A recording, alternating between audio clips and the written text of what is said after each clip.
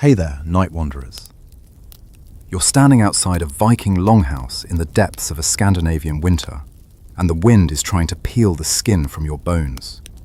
Snow drives horizontal across the landscape, and somewhere in that white void, wolves are discussing whether you'd make a decent meal. The temperature? Let's just say if you spit right now, it'll shatter before it hits the ground. Good thing you're about to step into one of history's most ingenious survival machines. Though honestly, you might want to prepare yourself for what's waiting inside. This isn't exactly a cozy cabin with central heating. So before you get comfortable, take a moment to like the video and subscribe. But only if you genuinely enjoy what I do here. And hey, while you're getting settled, drop a comment letting me know where you're listening from and what time it is there. I love knowing whether you're tucking in for the night in Tokyo or fighting insomnia in Toronto. Now, dim the lights, maybe turn on a fan for that soft background hum, and let's ease into tonight's journey together. The moment you push through that massive oak door, and we're talking about a door that weighs as much as a modern refrigerator, the assault on your senses is immediate and overwhelming. The temperature difference hits you like diving into a hot bath after hours in freezing rain. Your eyes water instantly, not from emotion, but from smoke that hangs in the air like a living thing, swirling and dancing in patterns that seem almost deliberate. The archaeological evidence from Borg in Norway's Lofoten Islands, where they've excavated the largest Viking longhouse ever discovered at 83 meters long, tells us these doors were engineering marvels themselves. Designed with overlapping planks and leather seals to prevent any precious heat from escaping. You're not walking into a house as you understand it. You're entering a carefully orchestrated ecosystem where every element has been calculated for survival. The first thing that strikes you after the warmth is the sheer presence of humanity packed into this space. 30, maybe 40 people are living their entire winter lives in what amounts to a single enormous room. The Stong excavation in Iceland, perfectly preserved under volcanic ash from 1104, shows us exactly how these spaces were organized. And trust me, personal space was not a Viking concept. The smell. Oh, the smell is something your modern nose has never encountered. It's not unpleasant exactly, but it's thick with life. There's smoke from the fires, yes, but underneath that, you're getting the earthy sweetness of fermenting barley from the brewing corner, the sharp tang of curing meat hanging from the rafters, the oily richness of cod liver lamps, and the unmistakable musk of human bodies who bathe maybe once a week if they're fastidious about it. Add to this the aromatic herbs, juniper, meadowsweet, bog myrtle, scattered on the floor and hanging in bundles from the ceiling beams, and you've got an olfactory symphony that would make a modern aromatherapist either weep with joy or run screaming. Your feet find the floor, and it's not what you expected. Instead of cold earth or stone, you're walking on a carefully laid foundation of wooden planks, raised slightly above the ground to prevent moisture from seeping up. The Ancient Technology Centre's reconstruction used 22,000 handmade shingles for just the roof, and every piece of wood in this structure has been selected for its specific properties. Oak for strength, pine for flexibility, birch for its resistance to rot. Beneath these planks, there's often a layer of stones for drainage, then packed earth mixed with clay. It's surprisingly warm under your soft leather boots, and you realize with a start that some of that warmth is coming from below. The sound landscape envelops you completely. There's the constant crackle and hiss of the 3 massive hearths that run down the center of the hall, each one stretching over 5 meters in length, according to excavations at sites from Greenland to Sweden. But that's just the bass note. Layered on top, you've got the rhythmic thunk of a loom where someone's weaving. Archaeological evidence shows that producing enough wool fabric for one sail required the fleece of 1,000 sheep and 2 years of constant work. There's the scrape of knives on whetstones, the bubble of something cooking in the great iron cauldrons, children playing some sort of game with sheep knuckle bones, and underneath it all, the constant murmur of voices. These voices aren't shouting over each other like you might expect in such a crowded space. The Vikings have developed a kind of acoustic etiquette born from necessity. Conversations flow at different levels, quite literally. The smoke stratification that modern experiments in Denmark and Estonia have documented creates distinct zones. Up near the roof beams, the smoke is thick and hot. Down at floor level, where the children play, the air is clearest. Most adult conversation happens at that middle zone, about 1 to 1.5 meters from the floor, where people sitting on the raised platforms along the walls can breathe and talk comfortably. The quality of light in here is nothing like you've ever experienced. There are no windows. Glass was far too precious and wouldn't have survived the temperature differentials anyway. Instead, all illumination comes from fire. As your eyes adjust to this choreography of shadow and flame, you begin to pick out the individual family groups. Each extended family unit has claimed their section of the longhouse, marked off not by walls, but by invisible social boundaries everyone respects. The wealthiest family, usually that of the Carl who owns this hall, occupies the prime real estate closest to the central hearth. Their section is decorated with imported tapestries that experimental archaeology suggests would have cost the equivalent of a modern luxury car. Further from the heat, the social hierarchy becomes visible in the decreasing quality of furnishings and furs. You notice something remarkable about how people move in this space. There's a fluid efficiency to it, like watching a well-rehearsed dance. Children weave between adults without colliding. Women pass from loom to cooking pot without breaking rhythm. Men sharpen tools while simultaneously keeping an eye on the fire.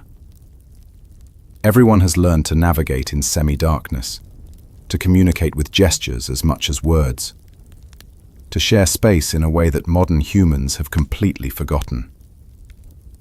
This is collective survival made into an art form, refined over generations of dark winters where a single mistake, letting the fire die, creating a draft, wasting precious fuel, could mean the difference between seeing spring or becoming a cautionary tale told around next winter's hearth. The architecture surrounding you isn't just shelter. It's a masterpiece of environmental engineering that would make modern passive house designers weep with recognition. You're standing inside what Vikings called a langskip a landi, literally a longship on land. And that metaphor isn't poetic fancy, it's architectural truth. The curved walls bow outwards slightly, just like a ship's hull, and for the same reason, to shed the enormous weight of winter snow that would otherwise collapse a flat roof.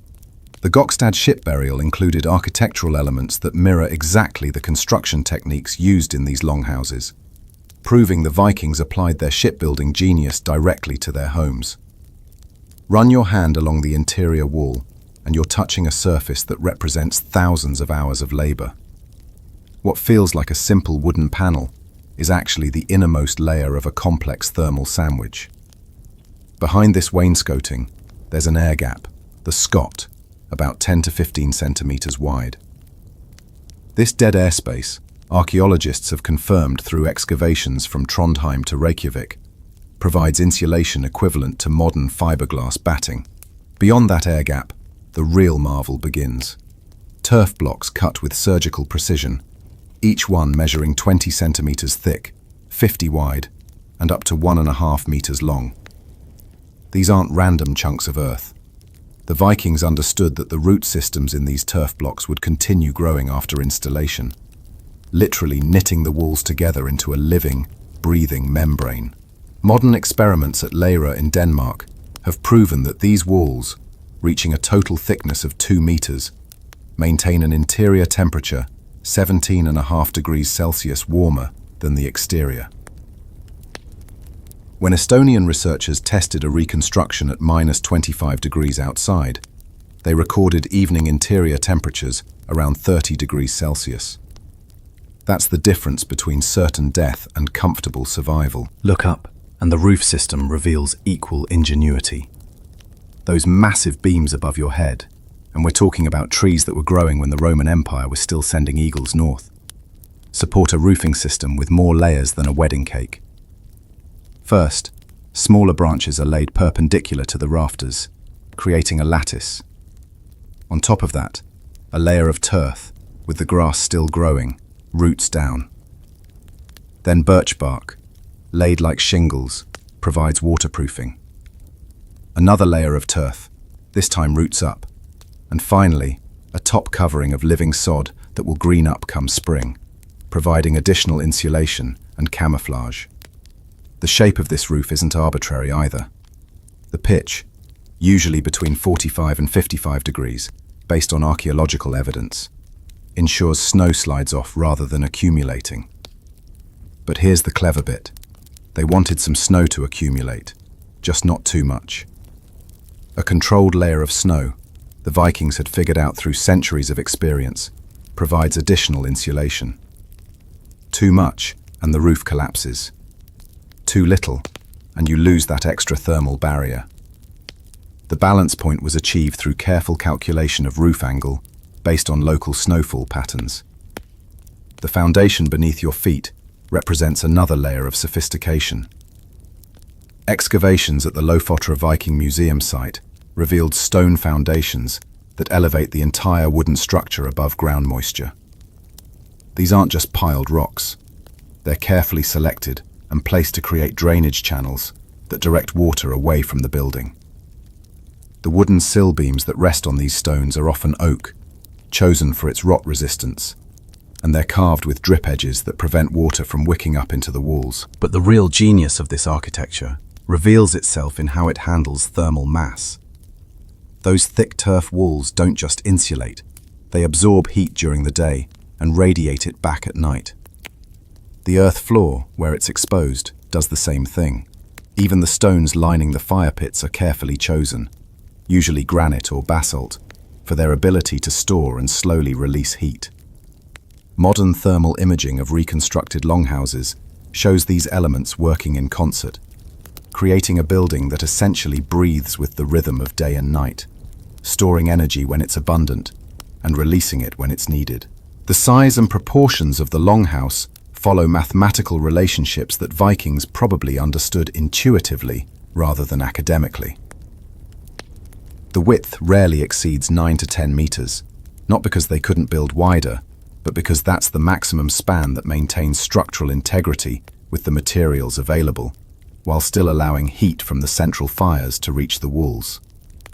The length, however, could extend tremendously.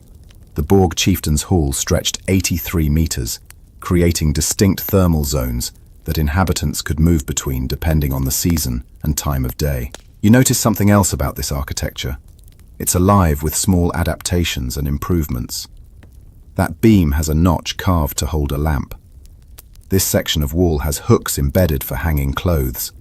Strategic placement that lets wet garments dry from the rising heat, while adding humidity to the bone-dry winter air.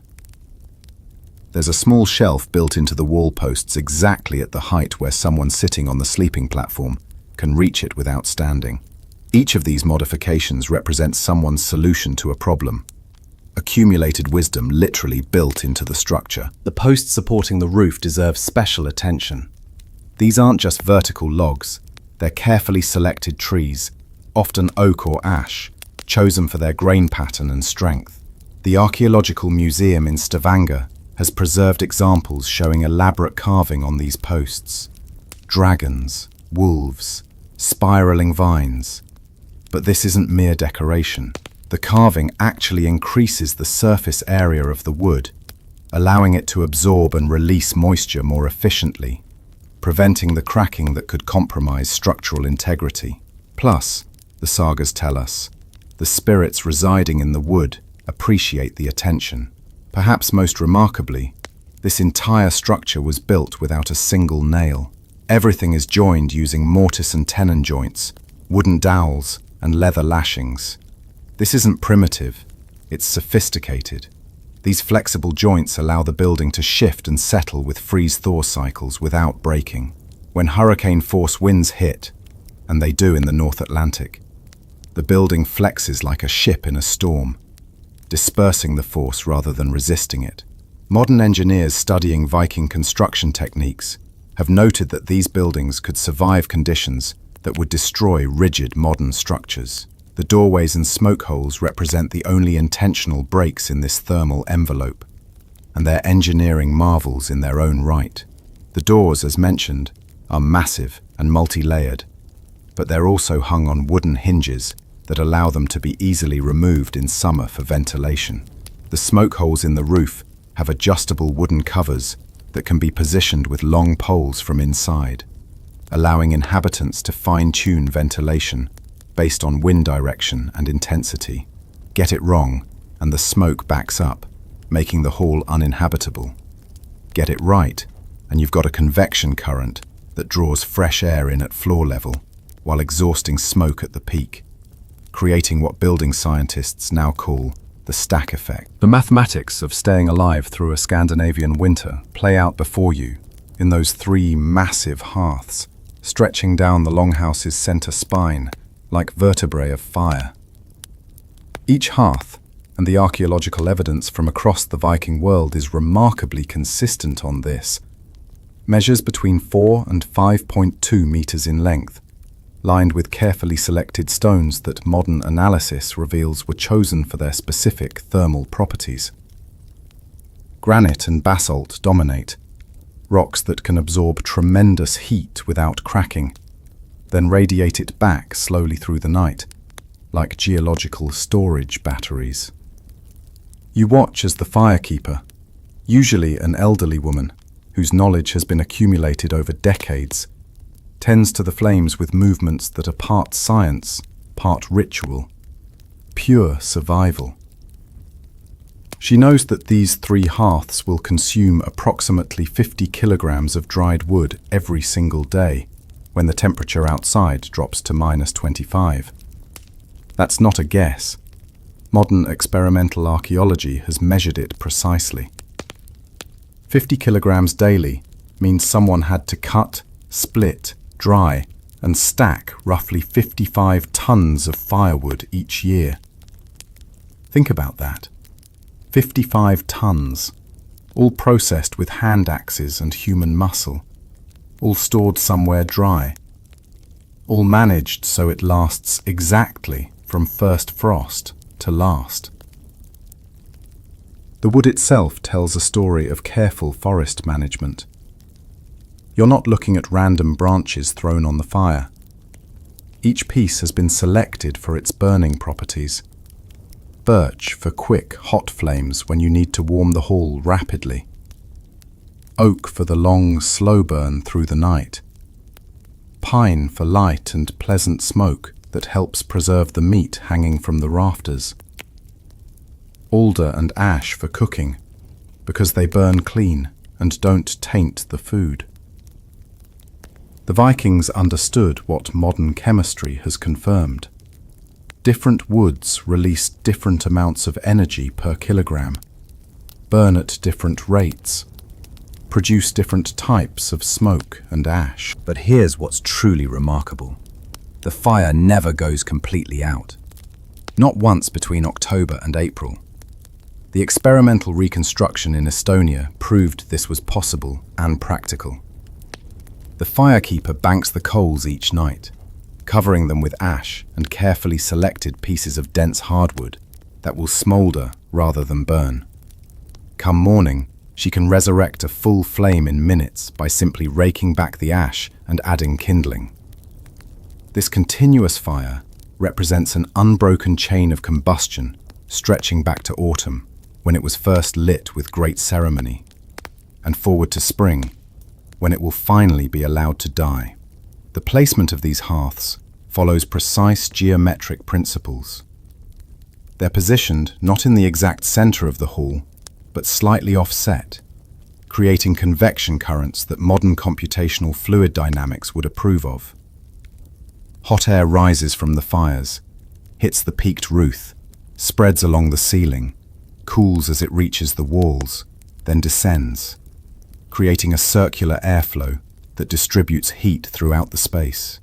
The smoke, being hotter and lighter than the air, forms a distinct layer about 2 meters from the floor, high enough that seated adults can breathe relatively clean air, low enough that the smoke still performs its preservation and pest control functions. Watch the flames closely, and you'll notice they're not the orange-yellow you expect from a campfire. They burn different colors depending on what's being consumed. The driftwood collected from beaches burns with blue and green flames from the salt. Bog oak, preserved for centuries in peat, burns almost purple. When someone tosses in bones from dinner, and they do, because bone is fuel too, the flames turn white hot. The children have learned to read these flames like a language, knowing that blue-green means a storm brought fresh driftwood, purple means someone found bogwood, white means feast day when there were bones to burn. The stones lining these fire pits aren't randomly placed either. They're graduated in size, largest at the bottom, creating a stable structure that won't shift when heated and cooled thousands of times. Between these stones, archaeologists have found deliberate gaps filled with clay mixed with crushed seashells, a primitive mortar that expands and contracts with the stones, preventing cracks where precious heat could escape.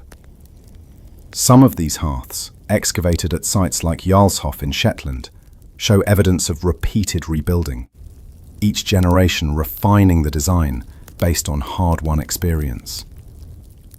The cooking technology integrated into these hearths represents another level of sophistication. Iron cauldrons, some weighing over 30 kilograms empty, hang from chains attached to adjustable wooden cranes. By swinging the crane, cooks can position pots directly over flames for rapid boiling, or off to the side for slow simmering. Flat stones placed at the hearth's edge become griddles for baking flatbread. Clay-lined pits dug beside the main hearth are filled with coals and covered, creating underground ovens for slow roasting meat. It's a complete kitchen hiding in plain sight within the heating system. Temperature gradients around these hearths create distinct microclimates. Measurements from the Lehrer reconstruction show that directly beside the hearth, temperatures can reach 35 degrees Celsius. Move 2 meters away and it drops to 25. At the walls it might be 15. Near the doors, it could be barely above freezing. The Vikings exploited these gradients, positioning different activities in different thermal zones. Metalworking near the hottest areas, food preparation in moderate zones, storage in the coolest areas, where natural refrigeration prevented spoilage. The ash management system reveals unexpected sophistication. Ash isn't waste, it's resource. The firekeeper collects it carefully, storing it in wooden buckets. Some will be used for making lye, essential for soap production and food preservation. Some get scattered on icy paths for traction. The finest ash becomes tooth powder. Yes, Vikings cleaned their teeth with fire ash, and modern analysis shows it was surprisingly effective. The rest returns to the fields come spring as fertilizer, completing a cycle that connects the winter hearth to summer harvest. Fuel efficiency obsessed these people in ways we can barely imagine. Every stick of furniture, every wooden implement, every construction offcut was potential fuel, carefully evaluated for its thermal value versus its practical use. The sagas mention furniture being burned during particularly harsh winters when firewood ran low. Archaeological evidence supports this. Sites show periods where wooden artifacts suddenly disappear from the record, suggesting desperate winters when everything burnable went into the hearths. The social dynamics around these fires shaped Viking culture profoundly. The Old Norse word elderskali literally means fire hall, emphasizing that the hearth, not the walls, defined the home.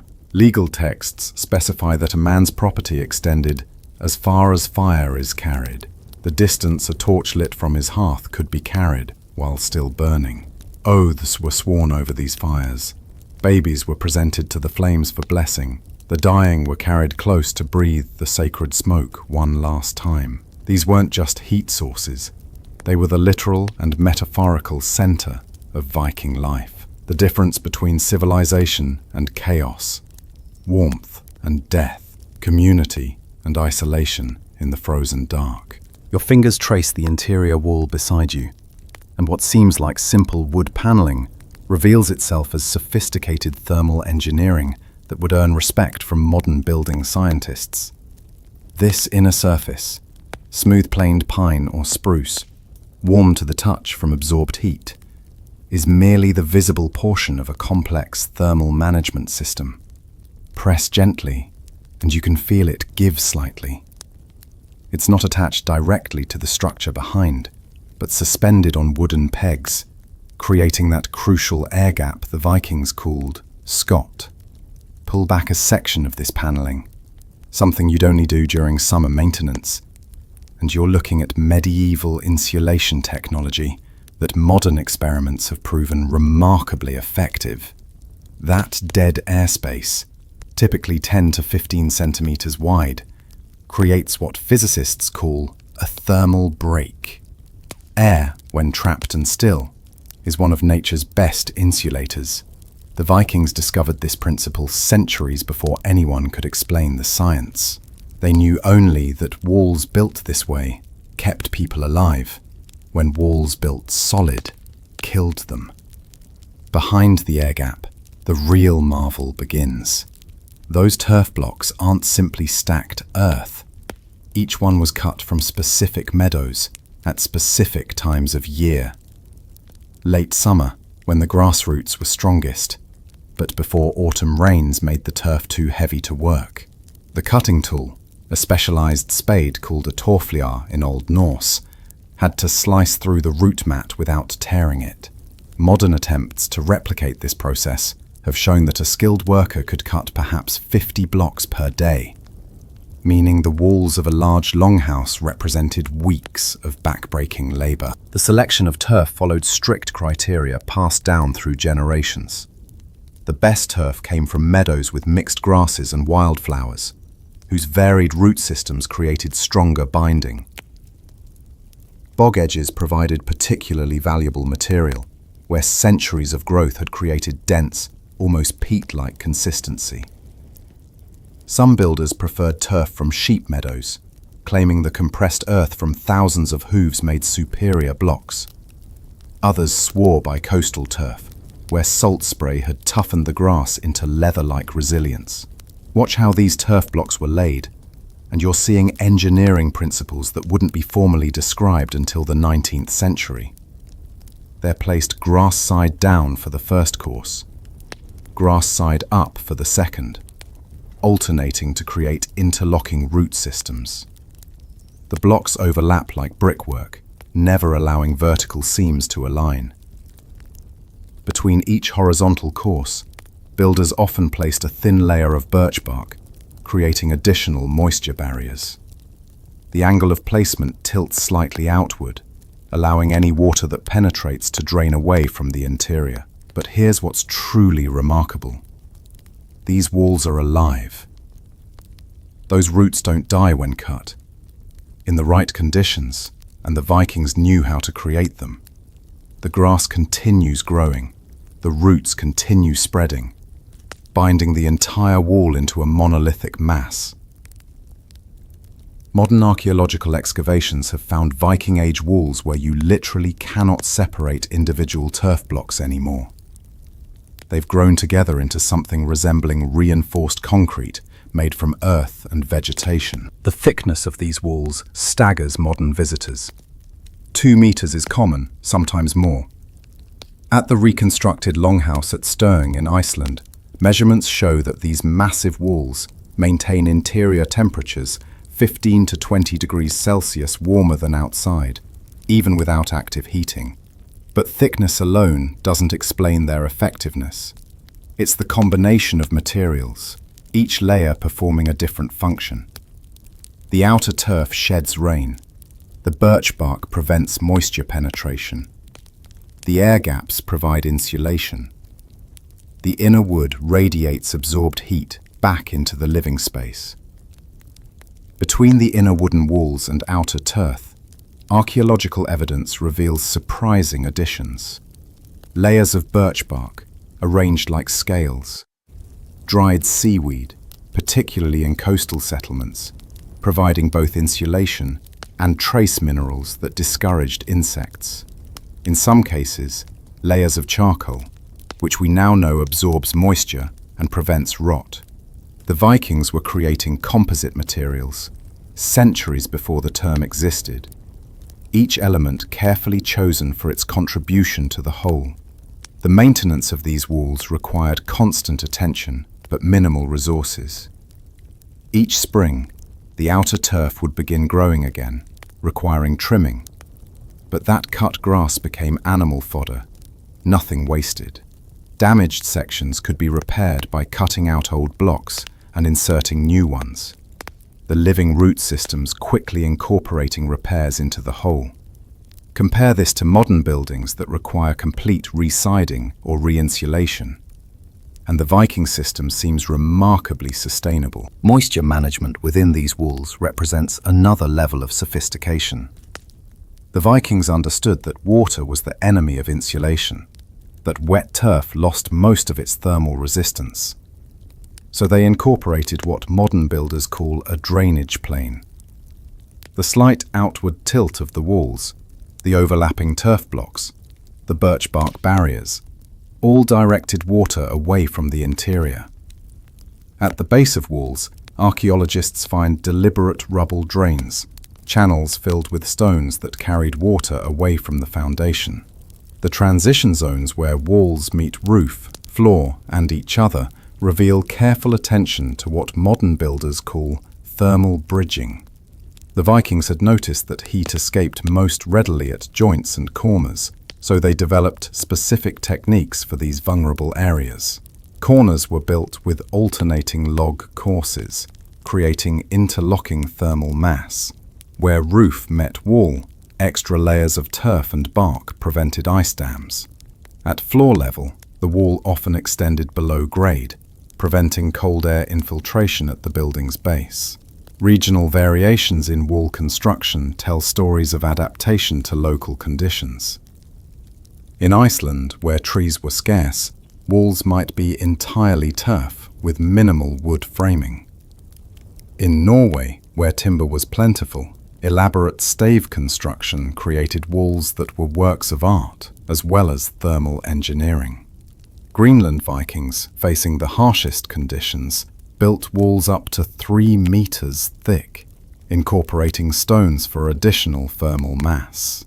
Each variation represents generations of trial and error, successful innovations surviving, while failures disappeared into archaeological silence. The acoustic properties of these walls deserve mention too.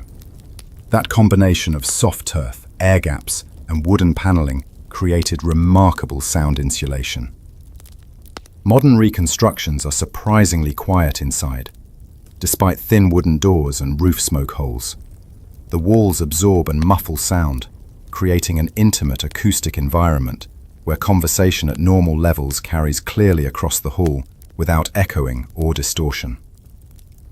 This acoustic damping contributed to the social functionality of these spaces, allowing dozens of people to coexist without the cacophony you might expect.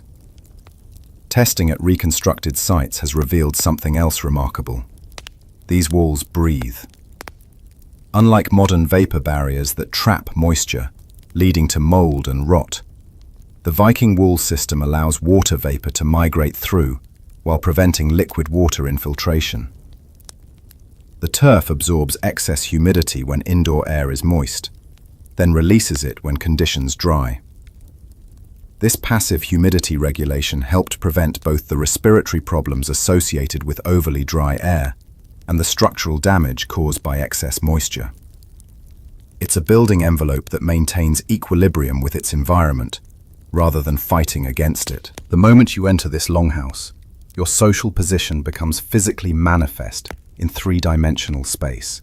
There's no need for introductions or explanations. Where you're permitted to sit, stand, sleep, and eat has been determined by invisible boundaries everyone understands, as clearly as if they were painted on the floor. This geographical hierarchy isn't negotiable. It's as fixed as the stars Vikings navigate by, and violating it would be like trying to sail upstream against the cosmic order itself. At the absolute center of this social universe sits the high seat, the onvegi, positioned along the north wall closest to the middle hearth, where heat is most consistent and smoke least troublesome. This isn't just a chair, it's a throne that would cost more than most farms. Archaeological excavations at sites like Lera have uncovered post holes, indicating these seats were permanent architectural features, built into the very structure of the hall. The posts flanking the high seat, the onvegisula, are carved with such elaborate detail that recreating one using traditional methods takes a master craftsman months of labor. The Carl who owns this hall occupies that seat, and from there, social space radiates outward like ripples from a thrown stone. To his immediate right sits his wife, and her position is no mere courtesy. She holds the keys to every locked chest in the hall, literal keys that hang from her brooch in a jangling display of authority. Archaeological finds consistently show these key collections buried with high-status women, confirming their role as managers of household wealth. She controls the distribution of food, cloth, and precious items. Cross her, and you might find your portion of stew mysteriously thin, your sleeping furs suddenly threadbare. The benches extending from the high seat follow strict precedents. Closest sits the Carl's champion, his most trusted warrior, ready to leap to defense at the slightest threat. Then come blood relatives in order of their closeness to inheritance. Brothers before cousins, legitimate sons before fostered ones. Each person's distance from the central hearth can be measured in precise social degrees. The Frostdathing laws, one of our few written sources on Viking social organization, specify exact compensations for insults based on where in the hall someone sits, proving these arrangements had legal as well as social weight.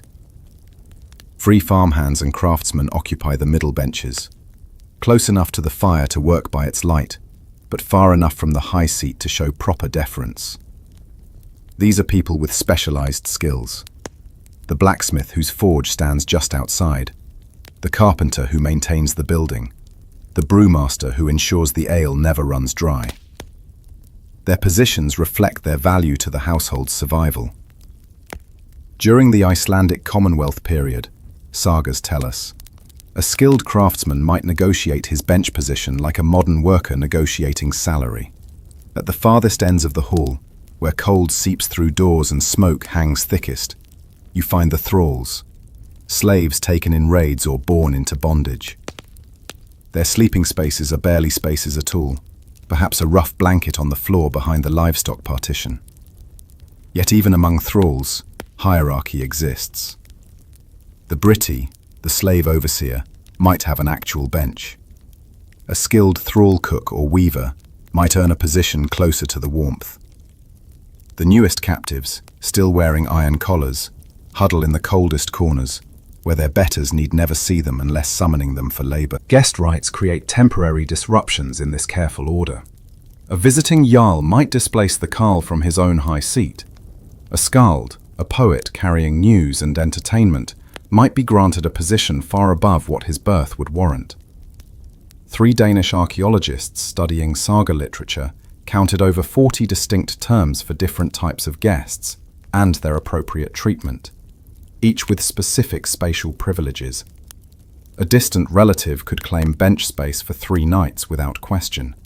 A stranger might be granted floor space, but no more. An enemy under truce had rights to warmth, but might have to sleep with weapons as his pillow. The sagas tell us that during feasts, temporary arrangements might override daily patterns. Trestle tables would be erected, creating new social spaces. The high seat might be abandoned for a more central position, where the carl could oversee festivities. Women might join men on the benches, unthinkable during normal daily life. But come morning, as tables were dismantled and normalcy returned, everyone would flow back to their proper positions. like water finding its level. Marriage negotiations often centered on bench placement. When a new bride entered the household, her position relative to other women became a matter of intense negotiation.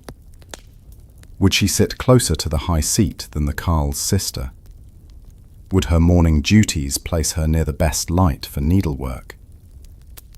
The Laxdæla saga describes a new wife literally measuring the distance from her proposed seat to the hearth, comparing it to her sister-in-law's position to ensure she wasn't being subtly insulted. Guest rights create temporary disruptions in this careful order. A visiting jarl might displace the carle from his own high seat. A skald, a poet carrying news and entertainment, might be granted a position far above what his birth would warrant. 3 Danish archaeologists studying saga literature counted over 40 distinct terms for different types of guests and their appropriate treatment, each with specific spatial privileges. A distant relative could claim bench space for 3 nights without question. A stranger might be granted floor space, but no more. An enemy under truce had rights to warmth, but might have to sleep with weapons as his pillow. The sagas tell us that during feasts, temporary arrangements might override daily patterns. Trestle tables would be erected, creating new social spaces. The high seat might be abandoned for a more central position, where the carle could oversee festivities. Women might join men on the benches, unthinkable during normal daily life.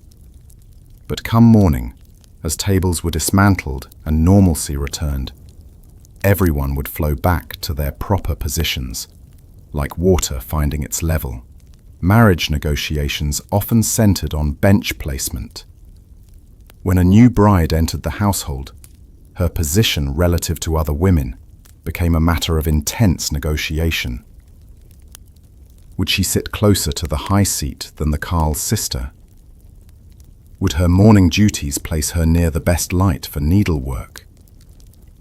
The Laxdæla saga describes a new wife literally measuring the distance from her proposed seat to the hearth, comparing it to her sister-in-law's position to ensure she wasn't being subtly insulted. Children complicate this geography in fascinating ways. Young children of all social classes mix relatively freely, playing in the spaces between formal seating areas. But as they approach adolescence, invisible barriers solidify.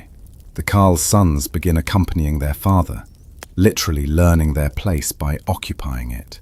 Daughters of the house move toward their mother's sphere of influence, near the textile production area. Thrall children learn early to make themselves invisible, to move through the hall like shadows, present when needed, absent when not. The women's area deserves special attention. While men's status plays out along the benches, women's power concentrates in specific functional zones. The textile production area, and remember, every scrap of cloth in this world is handmade, becomes a feminine power center. The great upright loom dominates one end of the hall, and the women working there control one of the household's most valuable products. Archaeological evidence shows these areas often had the best oil lamps, the most comfortable seating, sometimes even their own small hearth for heating water for washing wool. Seasonal variations add another dimension to this social geography. Summer sees the population spread out, with many sleeping in outdoor shelters or the upper lofts accessed by ladders. But winter compresses everyone into the main hall, and that's when these social boundaries become most critical. The sagas are full of winter conflicts arising from perceived violations of spatial hierarchy. Someone sitting too close to the fire, someone claiming a bench above their station, someone's livestock encroaching on human space. The raised platforms running along both walls transform from simple benches to sleeping quarters as darkness deepens. And you're about to discover that Viking sleeping arrangements were far more complex than just throwing a fur on a bench and calling it night. These platforms, which archaeologists call bekkr, rise about 40 to 50 centimeters from the floor, high enough to escape the coldest air that pools at ground level, low enough that the warmth from the central hearths still reaches sleeping bodies. Each family's section is marked off not by walls, but by hanging textiles that create an illusion of privacy in a space where true privacy is impossible. These hangings aren't simple curtains. They're valuable wadmal, wool cloth so tightly woven that it's nearly waterproof, often decorated with tablet-woven borders that would take weeks to create. The Oseberg ship burial included fragments of such hangings, some with gold thread worked into the design, suggesting that even these temporary walls could be displays of staggering wealth. The construction of the sleeping platforms reveals unexpected sophistication. They're not just boards laid across supports. Excavations show carefully planned drainage gaps that prevent moisture accumulation. Critical when you consider that 30 people breathing through a winter night generate literal liters of water vapor. The planks are often different woods. Pine, where flexibility is needed. Oak, at stress points.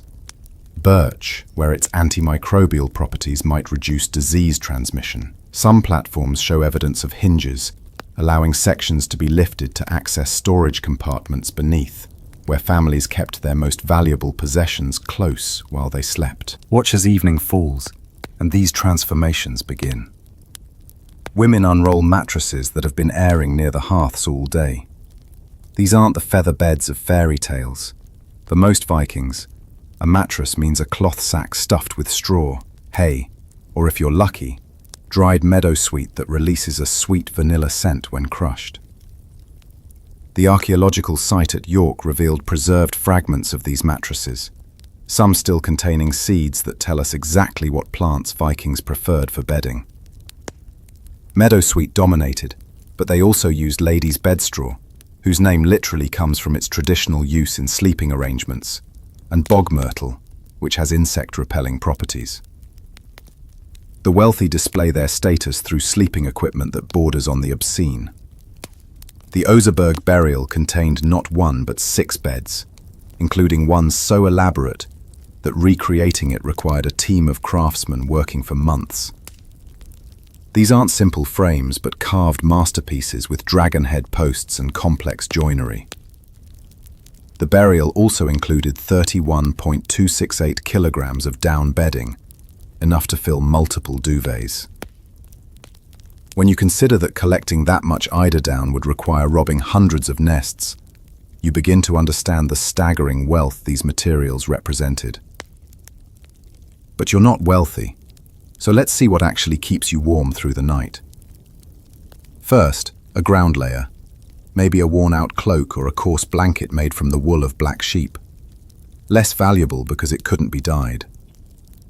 On top of that, your straw mattress, which needs replacing every few months as the straw breaks down into dust. Then comes your main insulation, animal skins. If you're a free farmer, you might have 2 sheepskins, wool side up, or perhaps 4 deer skins from successful hunts. These aren't fresh pelts. They've been carefully processed with a mixture of brains, liver, and fat worked into the hide until it's soft as cloth. The archaeological record from Birka, Sweden's greatest trading town, shows the incredible variety of furs available to those who could afford them. Beaver pelts from Russia, bearskins from Norway, marten from Finland, even leopard pelts that traveled all the way from Central Asia. Recent protein analysis has identified fur from animals that weren't even native to Scandinavia during the Viking Age, proving these were luxury imports. One grave contained a cloak lined with beaver fur.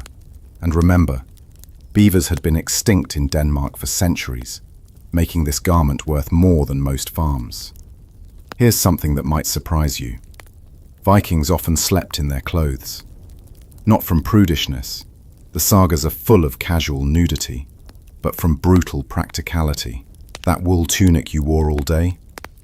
It's now part of your bedding insulation system. Your leg wrappings stay on, adding crucial warmth to extremities. Only your outer cloak might come off, and that becomes an extra blanket. The Gragas law code actually specifies that stealing someone's cloak while they slept was a more serious crime than daytime theft, because it could mean death from cold. The social dynamics of these sleeping arrangements would make modern people deeply uncomfortable. Entire families sleep together on these platforms.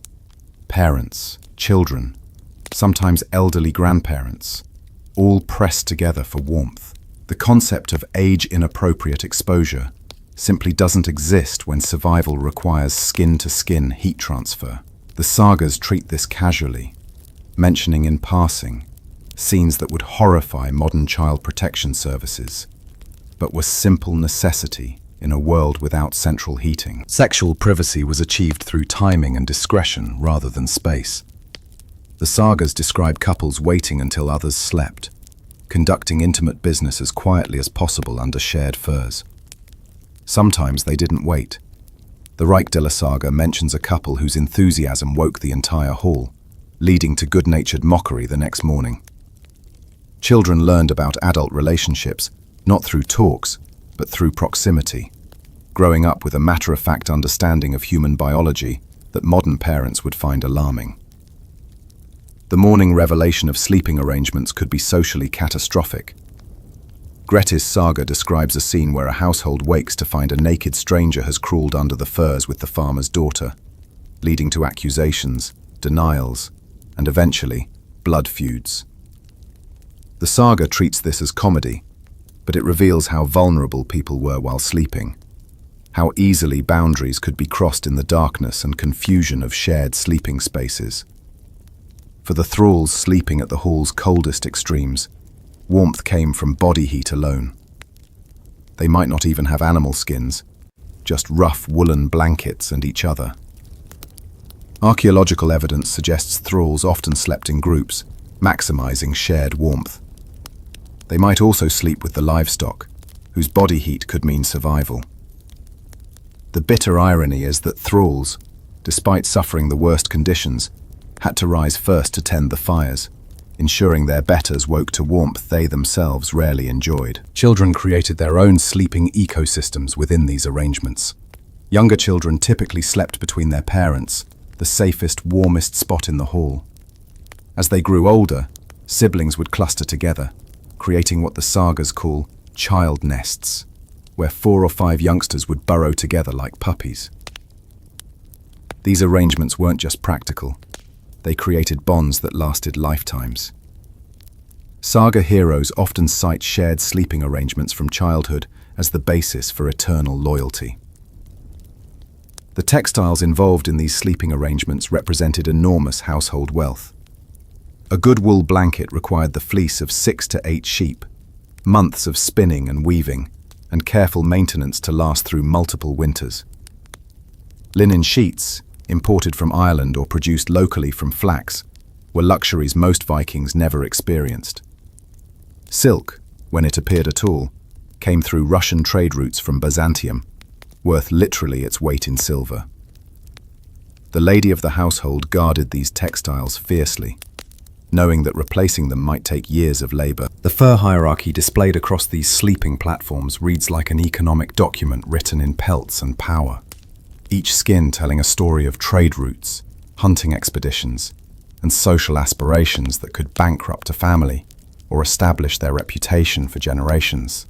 You're looking at beaver pelts that traveled 2,000 kilometers from Russian forests, worth more than horses, draped casually over the carl's sleeping bench, as if their value didn't represent 3 years of agricultural surplus. Let's start with what recent protein analysis from Copenhagen University has revealed about Viking-age furs, technology allowing us to identify not just species, but sometimes even the geographic origin of pelts found in graves. The elite didn't just wear any beaver fur. They specifically sought black beaver from specific Russian regions. Pelts so dark they seemed to absorb light. Arab chroniclers describe Viking traders in Constantinople demanding astronomical prices for these furs, which would eventually grace the shoulders of caliphs and Byzantine emperors. The mathematics of fur value creates a precise social thermometer. 1 beaver pelt equaled 20 marten pelts in the Birka market. 1 marten pelt equaled 4 squirrel pelts. 1 squirrel pelt might buy you a day's worth of grain. So that cloak lined with beaver you see hanging near the high seat, It represents 800 squirrel pelts, or enough grain to feed a family for 2 years. The woman wearing it isn't just warm. She's wearing portable wealth that could be converted to land, livestock, or loyalty at a moment's notice. But here's what's fascinating. The Vikings understood that different furs had different thermal properties, and they layered them accordingly. Bear fur, with its long guard hairs and dense underfur, provided maximum insulation, but was heavy and inflexible, perfect for stationary sleeping, but impractical for daily wear. Wolf pelts, lighter but equally warm, were preferred for cloaks that needed to allow movement. Arctic fox, with the highest insulation-to-weight ratio of any fur, was reserved for extremities, hood linings, mittens, boot linings where every gram mattered. The archaeological evidence from grave goods reveals surprising sophistication in fur preparation. At Birka, microscopic analysis of fur fragments shows evidence of multiple processing techniques. Some pelts were brain-tanned for suppleness, others bark-tanned for durability, still others smoke-cured for water resistance. The Vikings had developed what amounts to materials science, selecting specific processing methods for specific applications. A sleeping fur might be brain-tanned for softness against skin. A cloak fur might be bark-tanned to withstand weather. Red squirrel pelts tell their own story of international trade. These weren't local Scandinavian squirrels, but specific subspecies from Russian forests, with winter coats so thick that 40 pelts could insulate as well as a single beaver. The Novgorod trade route that supplied these pelts was so valuable that controlling it could make or break kingdoms. When that trade was disrupted, as happened during conflicts in the late Viking Age, the archaeological record shows an immediate shift to local alternatives. Pine marten, even domestic cat fur, anything to maintain the appearance of wealth. The gendered aspect of fur ownership reveals unexpected patterns. While men's graves contain obvious display furs, bear, wolf, beaver, women's graves often contain more diverse assemblages. The Pernilla grave from Denmark contained fragments from 7 different species, including imported beaver, local marten, and surprisingly, numerous small patches of different furs sewn together in what appears to be decorative patterns.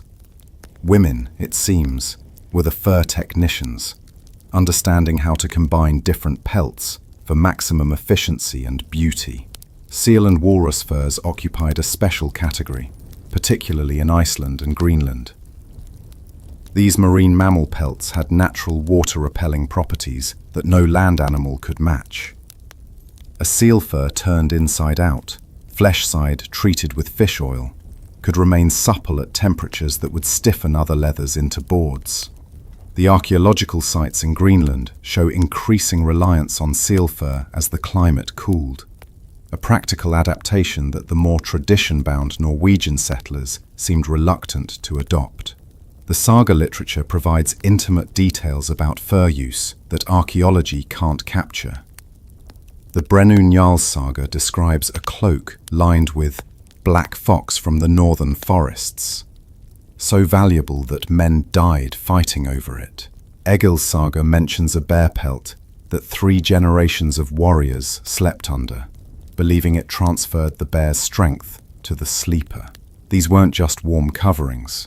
They were repositories of family history, magical thinking, and social identity. Reindeer pelts from the Sami trade networks deserve special mention. These weren't hunted by Vikings, but acquired through complex tribute and trade relationships with indigenous Arctic peoples. The hollow shaft hairs of reindeer fur provide insulation that modern synthetic materials struggle to match. Archaeologists have found evidence of standardized reindeer pelt packages, specific sizes and grades that suggest formal trade agreements. The Sami, it seems, had cornered the market on Arctic survival technology, trading it to Vikings for metal tools and agricultural products. The maintenance of these furs required constant attention and specialized knowledge.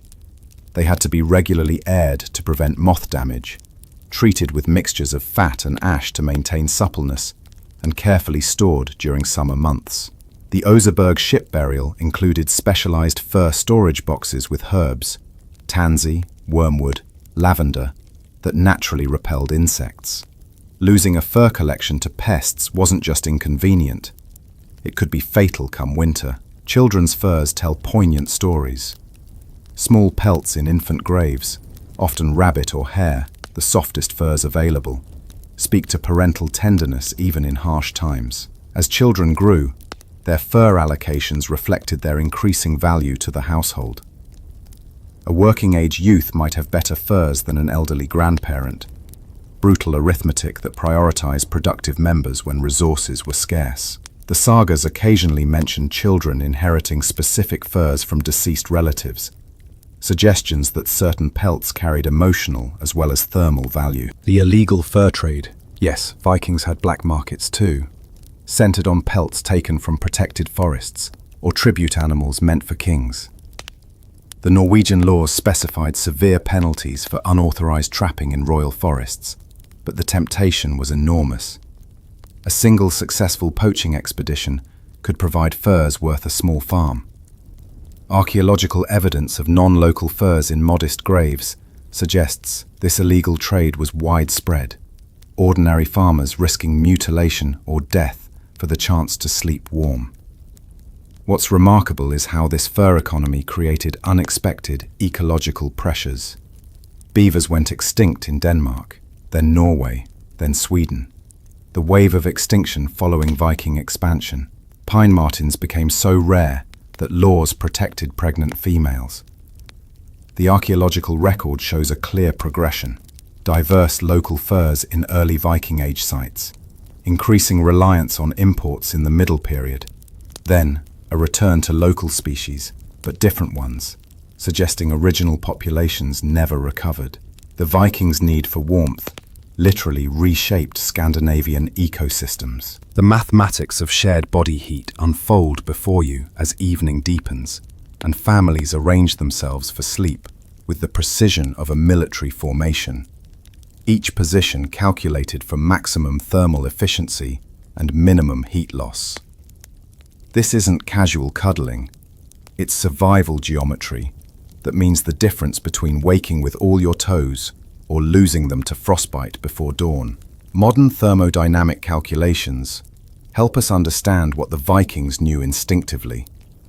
A single human body at rest generates about 100 watts of heat, roughly equivalent to an old-style incandescent light bulb. Put 5 bodies together under shared furs, and you're producing 500 watts, enough to maintain a survivable microclimate, even when the hull temperature drops to near freezing. The Greenland excavations show sleeping platforms sized precisely for family groups of 4 to 6 people, the optimal number for heat generation without overcrowding. Watch how they arrange themselves, and you'll see patterns that repeat across the Viking world. Parents form the outer shell, their bodies creating a barrier against the cold. Children nestle in the center, the warmest, most protected position. Infants stay against their mother's chest, skin-to-skin contact, maintaining their body temperature through the night. This isn't just practical, it's so fundamental that the Old Norse word kenna means both to know and to feel warmth from another's body, suggesting the Vikings understood knowledge and warmth as related concepts. The physics of heat transfer through Viking sleeping arrangements would fascinate any thermal engineer. Heat moves in 3 ways: conduction through direct contact, convection through air movement, and radiation from warm to cold surfaces. The Vikings, without understanding the science, had optimized for all 3. Direct body contact maximized conductive heat transfer. Shared furs trapped warm air, preventing convective heat loss. Multiple bodies created a radiative heat zone that warmed the air under the covers faster than it could escape. But here's what's truly remarkable. The Vikings had discovered what modern sleep researchers call thermal synchronization. When people sleep in close proximity, their body temperatures begin to synchronize, with cooler bodies warming and warmer bodies cooling slightly until everyone reaches a stable, shared temperature. This process is most efficient when bodies are in direct contact, explaining why Viking sleeping arrangements involved what modern people would consider uncomfortable intimacy. The sagas provide unexpected insights into the social dynamics of heat sharing. The Fostbröðra saga describes two blood brothers who always slept back to back, even when offered separate accommodations, because they'd learned to synchronize their breathing and movement to maximize heat retention. Gisla saga mentions a husband and wife who hadn't spoken in years, but still shared furs through winter, because survival trumped marital discord. These weren't romantic arrangements. They were thermal partnerships that transcended personal feelings. Gender segregation, so strict during waking hours, dissolved entirely in sleeping arrangements. Archaeological evidence from house foundations shows no separate sleeping quarters for men and women in common households. Brothers and sisters, cousins and in-laws all shared platforms and furs based on thermal efficiency rather than propriety. The Landnámabók mentions this casually, describing sleeping arrangements that would scandalize later Christian writers, but were simple necessity in pagan times. The positioning of elderly family members reveals brutal pragmatism, tempered with surprising tenderness. Older Vikings, with slower metabolisms and poorer circulation, needed more external heat to survive. They were positioned between younger, warmer bodies, literally surrounded by the heat of their descendants. But when resources were scarce, the sagas hint at darker practices, elderly relatives choosing to sleep in colder positions, a form of passive euthanasia that freed resources for younger generations. Pregnancy created special thermal challenges. Pregnant women generate significantly more body heat than normal, about 20% more in the third trimester. The sagas describe pregnant women sleeping at the edges of groups, where they could moderate their temperature without overheating. After birth, however, they moved to the center, the infant, requiring the warmth that multiple bodies could provide. Archaeological evidence of infant mortality shows clear seasonal patterns. Babies born in autumn had better survival rates than those born in spring, suggesting that communal sleeping through peak winter provided crucial thermal support. The integration of domestic animals into sleeping arrangements wasn't unusual. Small dogs. Archaeological evidence shows Vikings kept what we'd recognize as Spitz-type breeds. Often slept with children. Their higher body temperature, about 39 degrees Celsius compared to human 37, providing extra warmth. Cats, despite their reputation for independence, were valued as foot warmers. The Icelandic word katarthel literally means cat warmth, describing the specific comfort of a cat curled against cold feet. Illness disrupted these careful thermal arrangements catastrophically. A fever made someone a thermal asset. Their elevated temperature could warm others, but also a disease vector. The sagas describe sick individuals being isolated in separate sleeping areas, sometimes with heated stones wrapped in cloth to replace lost body heat. This isolation often proved fatal, the loss of communal warmth accelerating decline. The Erbygja saga describes a plague that killed entire households, possibly because isolation practices meant people died of cold before disease. Children learned thermal efficiency through years of practice. Young Vikings developed what researchers studying traditional Arctic cultures call thermal intelligence, the ability to unconsciously regulate position, covering, and contact to maintain optimal temperature.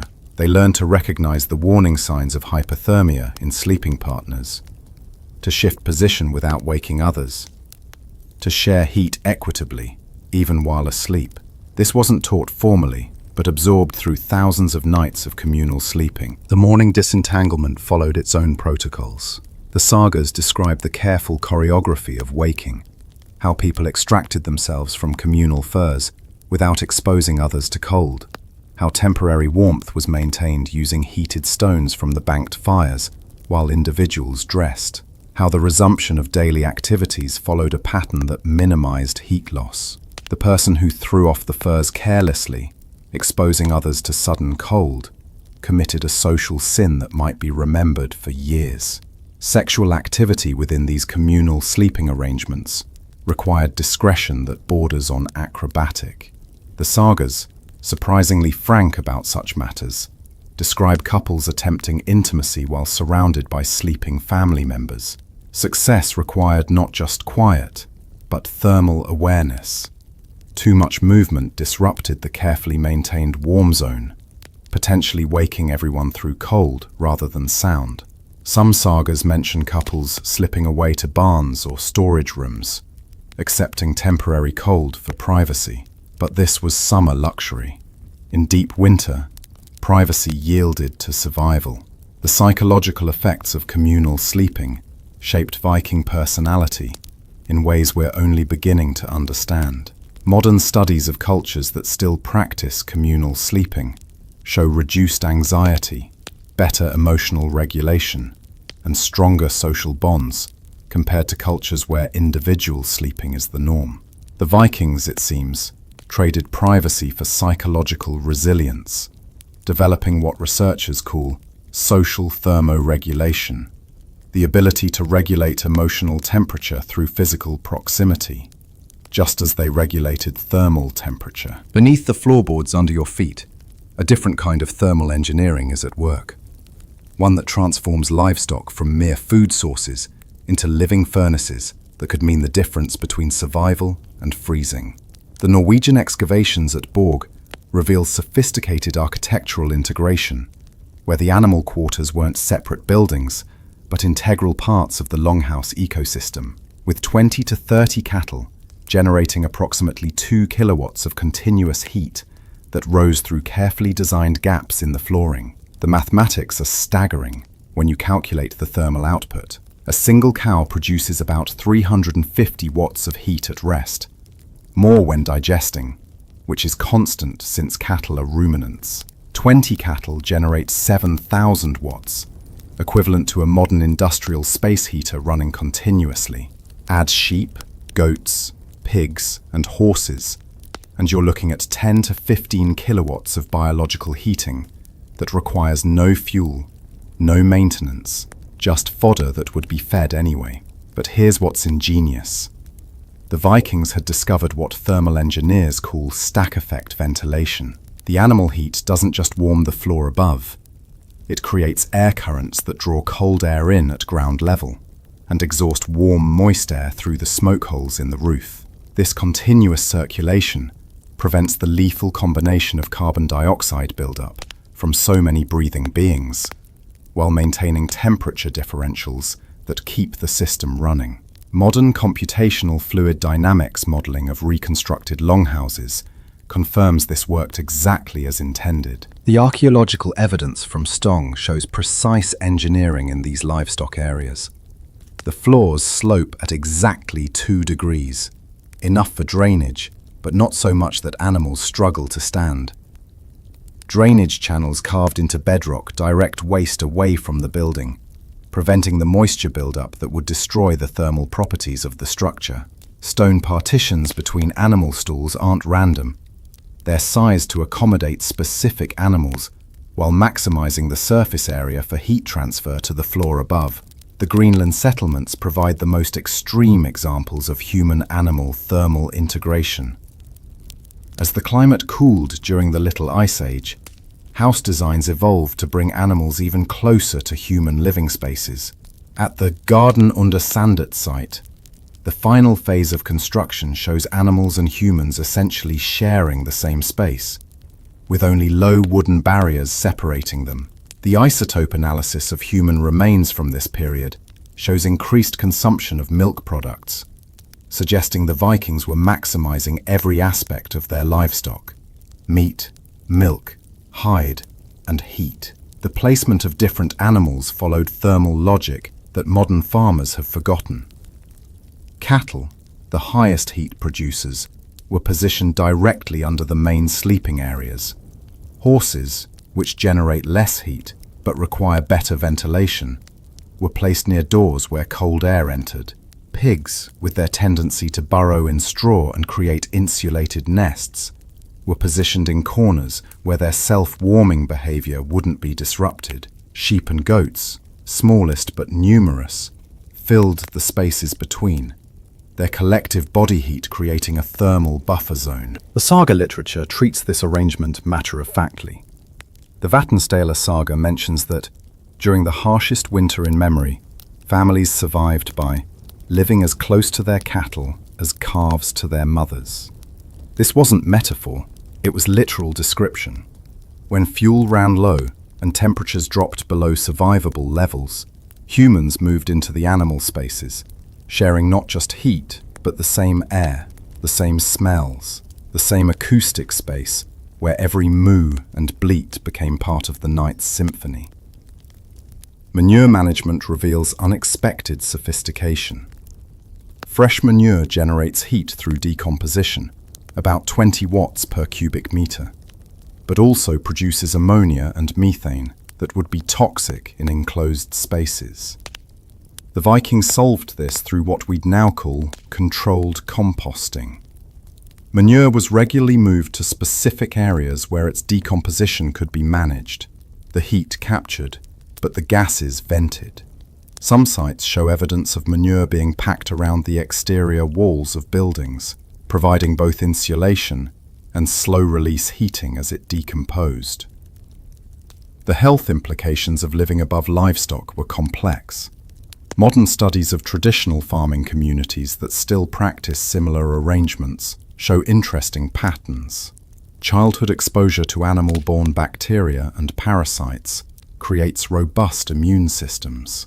The hygiene hypothesis that suggests our sterile modern environments contribute to allergies and autoimmune conditions.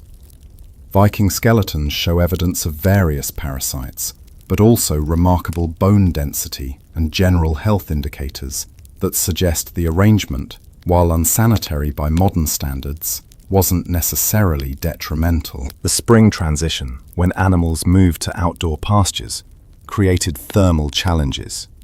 Suddenly losing 10 kilowatts of heating required adjustment. The sagas describe this period as particularly dangerous for the elderly and infants, when late cold snaps could kill without the buffer of animal heat. Archaeological evidence shows some households maintained a few animals indoors year-round, suggesting they'd recognize these creatures as heating appliances rather than just livestock. Newborn animals received special treatment within this thermal economy. Calves, lambs, and kids born during winter were often brought into the human living space, not from sentiment, but from thermal pragmatism. A newborn calf that died from cold represented not just lost meat and milk, but lost heating potential. The Islandingasaga describes children sleeping with newborn lambs, their combined body heat ensuring mutual survival through critical first weeks. The acoustic environment created by livestock below added another dimension to longhouse life.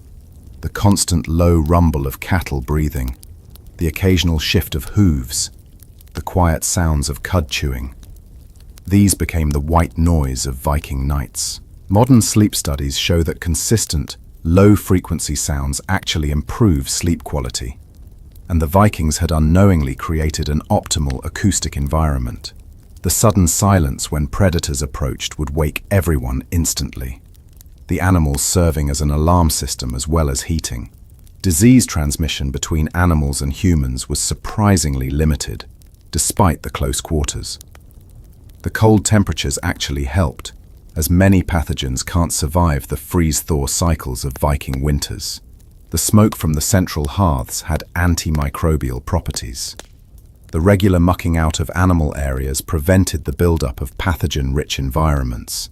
When zoonotic diseases did strike, they spread rapidly through entire households. But these events were rare enough that the thermal benefits clearly outweighed the risks. The physics of heat transfer through Viking sleeping arrangements would fascinate any thermal engineer. Heat moves in three ways: conduction through direct contact, convection through air movement, and radiation from warm to cold surfaces. The Vikings, without understanding the science, had optimized for all three. Direct body contact maximized conductive heat transfer. Shared furs trapped warm air, preventing convective heat loss. Multiple bodies created a radiative heat zone that warmed the air under the covers faster than it could escape. But here's what's truly remarkable. The Vikings had discovered what modern sleep researchers call thermal synchronization. When people sleep in close proximity, their body temperatures begin to synchronize, with cooler bodies warming and warmer bodies cooling slightly until everyone reaches a stable, shared temperature. This process is most efficient when bodies are in direct contact, explaining why Viking sleeping arrangements involved what modern people would consider uncomfortable intimacy. The sagas provide unexpected insights into the social dynamics of heat sharing. The Fostbröðra saga describes two blood brothers who always slept back to back, even when offered separate accommodations, because they'd learned to synchronize their breathing and movement to maximize heat retention. Gisla saga mentions a husband and wife who hadn't spoken in years, but still shared furs through winter, because survival trumped marital discord. These weren't romantic arrangements. They were thermal partnerships that transcended personal feelings. The smoke that burns your eyes and fills your lungs isn't a design flaw. It's a sophisticated preservation system, pest control mechanism, and structural maintenance program all rolled into one choking cloud that hangs exactly 2 meters from the floor like a living ceiling. Modern archaeological chemistry has revealed that this smoke contained over 300 different compounds, each serving specific functions the Vikings understood empirically, even if they couldn't name the molecules. Let's start with the meat hanging from the rafters above your head, slowly transforming from raw flesh into preserved protein that will last through winter and beyond. The phenols and formaldehyde in wood smoke penetrate deep into the tissue, creating an environment so hostile to bacteria that properly smoked meat can remain edible for years. The Greenland excavations have yielded preserved meat fragments that, when analyzed, show chemical signatures identical to modern industrial smoking processes. The Vikings had discovered food preservation technology that wouldn't be scientifically understood for another 1,000 years.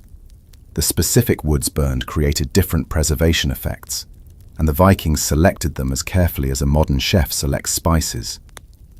Juniper smoke added antimicrobial compounds that prevented mold. Oak provided tannins that created a protective, leather-like surface on meat. Alder gave a mild flavor without overpowering bitterness. Birch, with its high tar content, created an almost impermeable coating. The combination of woods in the archaeological charcoal record shows deliberate selection, not random burning of whatever was available. The pest control properties of the smoke would impress any modern exterminator. Woodworm, the larvae that can destroy a wooden building from inside out, can't survive in smoke-treated wood. Flies avoid smoke-filled spaces. Mosquitoes, those carriers of disease and misery, won't enter a properly smoked longhouse. Even rats and mice, while not eliminated, are significantly reduced in smoke-filled environments.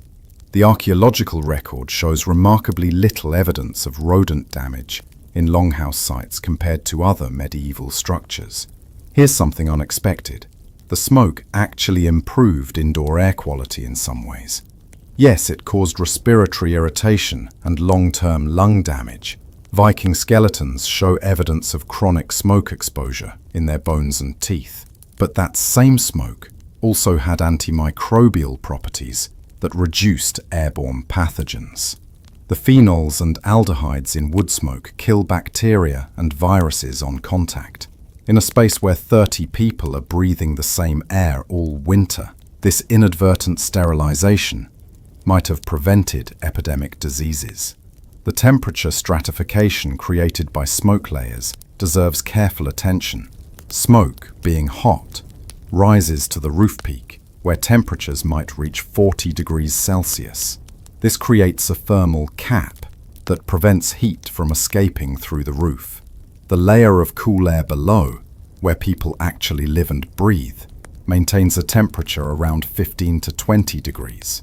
This stratification is so consistent that Vikings could use smoke layers for measurement. Legal documents specify distances in smoke heights, showing how fundamental this phenomenon was to their spatial understanding. Medical applications of smoke show surprising sophistication. The sagas describe specific smoke treatments for various ailments. Respiratory infections were treated with smoke from burning herbs, juniper for chest congestion, meadowsweet for fever, bog myrtle for coughs. Women in childbirth were positioned in specific smoke zones, the antimicrobial properties potentially reducing infection risks. Even wound treatment involved controlled smoke exposure, the phenolic compounds providing antiseptic properties that promoted healing. The visual navigation through smoke-filled spaces required learned skills. Vikings developed what researchers studying traditional societies call smoke sight, the ability to function normally in conditions that would blind modern people. They learned to read air currents by smoke movement, to judge fire conditions by smoke color, to navigate by the consistent heights of smoke layers. Children grew up in smoke, their eyes adapting from infancy to the irritation, developing physical tolerance that adults couldn't acquire. Smoke even influenced Viking architecture beyond preservation. The black coating on rafters and roof boards created by years of smoke accumulation actually strengthened the wood, creating what materials scientists call a case-hardened surface. This outer shell, harder than the wood beneath, resisted wear and mechanical damage. Some Viking Age buildings show roof timbers worn smooth by centuries of smoke polishing, creating surfaces that shed water like modern treated lumber. The economic value of smoke byproducts created unexpected industries. Soot was collected and sold for ink making. The carbon black from pine smoke created intensely dark pigments. Tar condensed from smoke was scraped from roof timbers and used for waterproofing ships. Even the ash smoke mixture that accumulated in certain areas was valuable, used in leather tanning and wool processing. The longhouse wasn't just a dwelling, it was a chemical factory producing valuable materials through the simple act of staying warm. Religious and spiritual associations with smoke permeated Viking culture at every level. The smoke rising through roof holes was seen as carrying messages to the gods. The Old Norse word, reykr, means both smoke and incense, suggesting no distinction between domestic and sacred smoke. Oaths sworn in the smoke were considered especially binding, witnessed by the spirits dwelling in the rafters. The Landnámabók describes settlers claiming land by the distance smoke travelled from their first fire, literally using smoke as a surveying tool that defined property boundaries. The acoustic properties of smoke layers created unexpected phenomena. Sound travels differently through air of varying temperatures and densities, and the consistent smoke stratification in longhouses created what acousticians call thermal lensing. Certain frequencies would be amplified, while others were muffled. Voices from the high seat might carry clearly across the hall, while conversations at floor level remained private. The sagas mention this obliquely, describing how chiefs could address the entire hall without shouting, their voices riding the smoke to reach every corner. The chemistry of smoke interacting with human habitation creates unexpected compounds. When smoke meets the ammonia from human and animal waste, it forms ammonium compounds that are powerful fertilizers. The Vikings collected soot from rafters and walls, mixing it with ash and human waste to create what they called black soil, a fertilizer so effective that fields treated with it showed increased yields for years. Modern analysis confirms this mixture contained nitrogen, phosphorus, and potassium in nearly ideal agricultural ratios. Textile preservation through smoke represents another layer of sophistication. Wool blankets and clothing hung near the smoke line became impregnated with compounds that repelled moths and other fabric pests. The archaeological textiles from Viking sites show less insect damage than similar materials from smoke-free environments. The smoke also affected the color of textiles, gradually darkening them to rich browns and blacks that became associated with age and wisdom. Smoke darkened was a compliment in Viking society, suggesting venerable antiquity. The seasonal management of smoke reveals careful planning. Summer smoke, when preservation was the primary goal, was thick and constant, fed with specific woods chosen for their preservative properties. Winter smoke was managed differently, balanced between preservation needs and human comfort. The sagas mention smoke seasons, when entire households would temporarily relocate while intense smoking preserved the year's food supply, suggesting Vikings understood the trade-offs between preservation and habitability. Your clothing becomes your bedding. Your bedding becomes your clothing, and the boundaries between day wear and night insulation dissolve into a continuous system of layered wool that never truly comes off your body between October and April. That tunic you're wearing, the one that hasn't been properly washed since autumn began, isn't just garment anymore, but a critical component of your survival technology, accumulating body oils and smoke compounds that actually improve its insulation properties. The archaeological evidence from Herjolfsnes, Greenland, where permafrost preserved complete Viking-age garments, reveals clothing construction that prioritizes thermal efficiency over everything else. Seams are double sewn and sealed with wool thread that expands when wet, preventing air infiltration. Overlapping panels create dead air spaces. Even decorative elements, tablet-woven trim, embroidered edges, add extra layers of insulation at vulnerable points where heat typically escapes. Start with your base layer, and you're looking at linen if you're wealthy, nettle fiber if you're middle class, or simply nothing if you're poor. But here's what's counterintuitive. The poor might actually be warmer. Linen, while comfortable, wicks heat away from skin. Wool directly against skin, though itchy at first, creates a more effective thermal barrier. The Vikings who could afford linen undergarments often chose wool anyway during deep winter, comfort yielding to survival. The wool itself tells stories of sophisticated animal husbandry. Analysis of textile fragments shows Vikings bred sheep specifically for wool quality, selecting for fiber diameter, crimp frequency, and lanolin content. The best wool came from sheep that grazed on coastal meadows, where sea spray increased lanolin production, creating naturally water-resistant fibers. Spring wool was reserved for outer garments, autumn wool for inner layers, each season's growth having different thermal properties. Your main tunic, the kirtle, extends to your knees and represents roughly 60 hours of spinning and weaving labor. It's not a single garment, but a complex assembly. The body is one piece of fabric, precious and uncut, while sleeves are separate pieces, sewn on and replaced as they wear out. This modular construction means warmth-critical torso coverage is maintained, even as extremities are patched and repatched.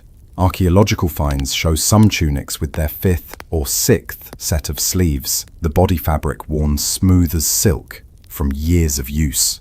The layering system follows principles that modern outdoor clothing manufacturers have only recently rediscovered. Next comes a wool overtunic, looser fitting to trap air, then a thick wool coat that might weigh 5 kilograms when dry, 8 when wet. Each layer traps air warmed by your body, creating multiple thermal barriers. The Vikings had discovered what we now call the bellows effect, how movement pumps warm air through layered clothing, distributing heat while preventing moisture buildup. Leg coverings reveal class distinctions as sharp as any sumptuary law. Wealthy Vikings wore separate leggings, hoser, that extended from ankle to thigh, held up by elaborate garter systems. Poor Vikings wrapped their legs in winingas, long strips of wool wound from ankle to knee. But here's the thermal irony. The wrapped legs might actually be warmer. Those overlapping layers of wound fabric created more insulation than sewn hose, and the binding compression improved circulation to extremities. The integration of clothing and sleeping systems becomes apparent at nightfall. You don't change into pajamas. The concept doesn't exist. Instead, you remove your outer coat, which becomes an extra blanket. Your shoes come off, but the wool foot wraps stay on, often with fresh dry ones added on top. Your belt loosens but remains on, the knife and eating implements still attached, because you might need them in the darkness. The wool cap stays on. Archaeological evidence shows Vikings slept in hats, understanding that up to 40% of body heat escapes through the head. Maintenance of this clothing bedding system required constant attention, but minimal resources. The sagas describe women beating wool garments with wooden paddles, which modern experiments show actually redistributes lanolin and restores loft to compressed fibers. Smoke from the hearth continuously treated clothing with antimicrobial compounds. Body heat during wear drove moisture out through the wool's natural wicking properties. These garments were self-cleaning in ways modern synthetic materials can't match. The morning dressing ritual wasn't dressing at all, but rather adding layers to what was already worn. Fresh foot wraps if available, though often the same ones were simply rewound tighter. The coat that served as blanket returns to being outerwear. Additional layers are added or removed based on the day's planned activities. This system meant Vikings could respond to temperature changes instantly. No returning to quarters to fetch warmer clothes. No being caught unprepared by sudden weather shifts. Seasonal clothing storage reveals unexpected complexity. Summer garments weren't just packed away, but carefully prepared for storage. They were washed with lye made from ash, which removed oils and killed insect eggs. Then, they were treated with herbs, tansy, wormwood, lavender, that repelled moths. Finally, they were packed in chests with layers of birch bark between garments, the natural oils in birch providing additional pest protection. Come autumn, these garments emerged pristine, ready for another winter's service. The economic value of clothing in this context exceeds modern comprehension. A complete set of winter clothing represented approximately 1,000 hours of labor from sheep to finished garment. That's half a year's work for one person. The archaeological record shows clothing being repaired until it literally fell apart, then repurposed into padding, insulation, or kindling. Nothing was wasted. The Gragas law code specifies exact compensations for damaged clothing, with winter garments valued higher than summer ones, outer layers higher than inner ones. Children's clothing adapted adult designs with practical modifications. Growth tucks allowed garments to be lengthened as children grew. Reinforced knees and elbows anticipated heavy wear. Bright-colored trim wasn't just decorative but practical. Making children visible in the smoke-darkened hall prevented accidents. The archaeological finds of children's clothing show the same careful construction as adult garments, suggesting children's warmth was prioritized, despite the certainty they'd quickly outgrow their clothes. Gender differences in clothing reflected both social roles and thermal needs. Women's overdresses, the hangarrock, were suspended from brooches rather than belted, allowing for pregnancy and providing better ventilation during hot work near fires. Men's tunics were shorter, allowing greater mobility but requiring additional leg coverings. Yet both sexes wore essentially the same undergarments, thermal efficiency transcending gender distinctions when survival was at stake. The decorative elements on clothing served thermal as well as aesthetic functions. Tablet-woven trim added extra insulation at wrists and necklines, where heat escaped. Embroidery created textured surfaces that trapped more air. Even the famous Viking brooches weren't purely ornamental. They allowed rapid adjustment of clothing layers, crucial when moving between temperature zones within the longhouse.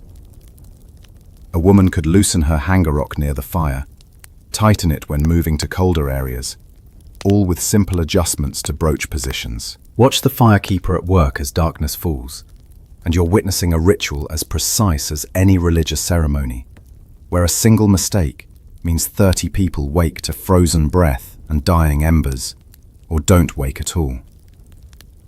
She approaches the massive central hearth with movements practiced over decades, carrying exactly the right amount of dense hardwood, each piece selected not just for size, but for its specific burning characteristics through the 12 hours of winter darkness ahead.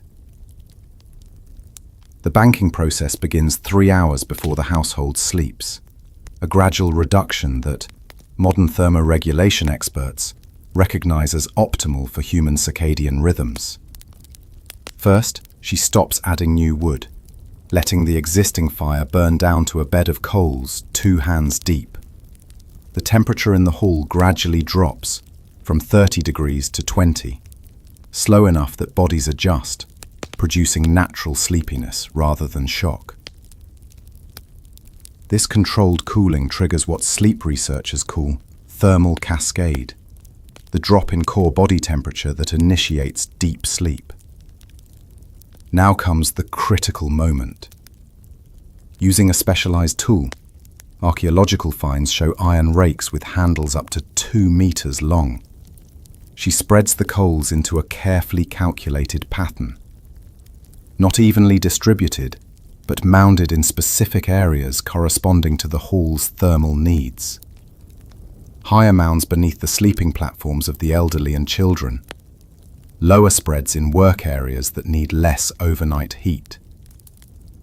The Lyra experiments documented this process, showing that coal placement could create temperature differentials of 5 degrees across the hall's width. The selection of overnight wood reveals encyclopedic knowledge of forest resources. She chooses oak heartwood, cut at least 2 winters ago and dried under cover, so dense it barely floats. These pieces, some as thick as a man's thigh, are placed directly onto the coals, not thrown or dropped, but positioned with the grain oriented to control burn rate. Pieces with tight growth rings burn slower and are reserved for the coldest part of the night. Those with wider rings provide more heat initially, carrying the household through until sleep deepens. But here's the genius. She doesn't want these logs to burn. Not exactly. She wants them to pyrolyze, to break down chemically in the absence of oxygen, releasing heat but not consuming themselves completely. To achieve this, she covers portions of the wood with ash, creating oxygen pore zones. The ash isn't random hearth sweepings, but carefully saved material from specific burns, sorted by temperature and wood source. Hardwood ash insulates better, but softwood ash allows more oxygen penetration.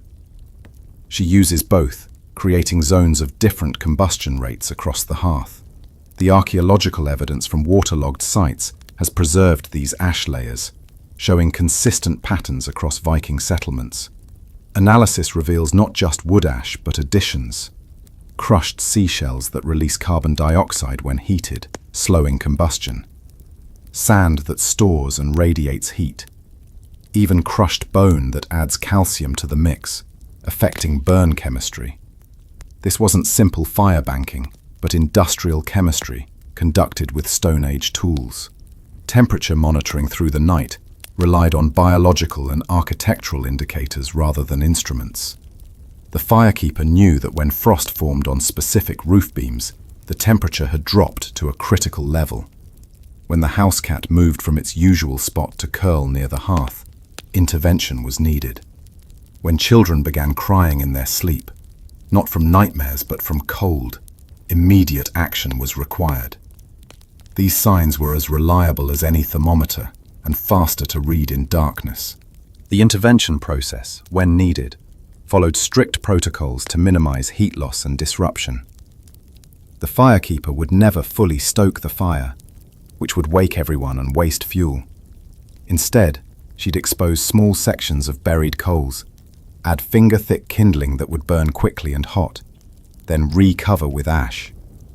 This pulse heating could raise the hall temperature 3 degrees in minutes without fully waking the household. The sagas mention skilled firekeepers who could tend fires so quietly that even light sleepers never knew intervention had occurred. The morning resurrection began before dawn. Time to have full flames when the household woke. This wasn't random timing, but synchronized with roosters crowing, which Vikings understood marked specific pre-dawn temperature minimums. Using an iron poker, the firekeeper would systematically uncover coals, starting from the windward side to create draw. Fresh air hitting hot coals would create what fire scientists call flashover, spontaneous reignition without adding new fuel. The acoustic signature of successful fire management was as important as thermal output.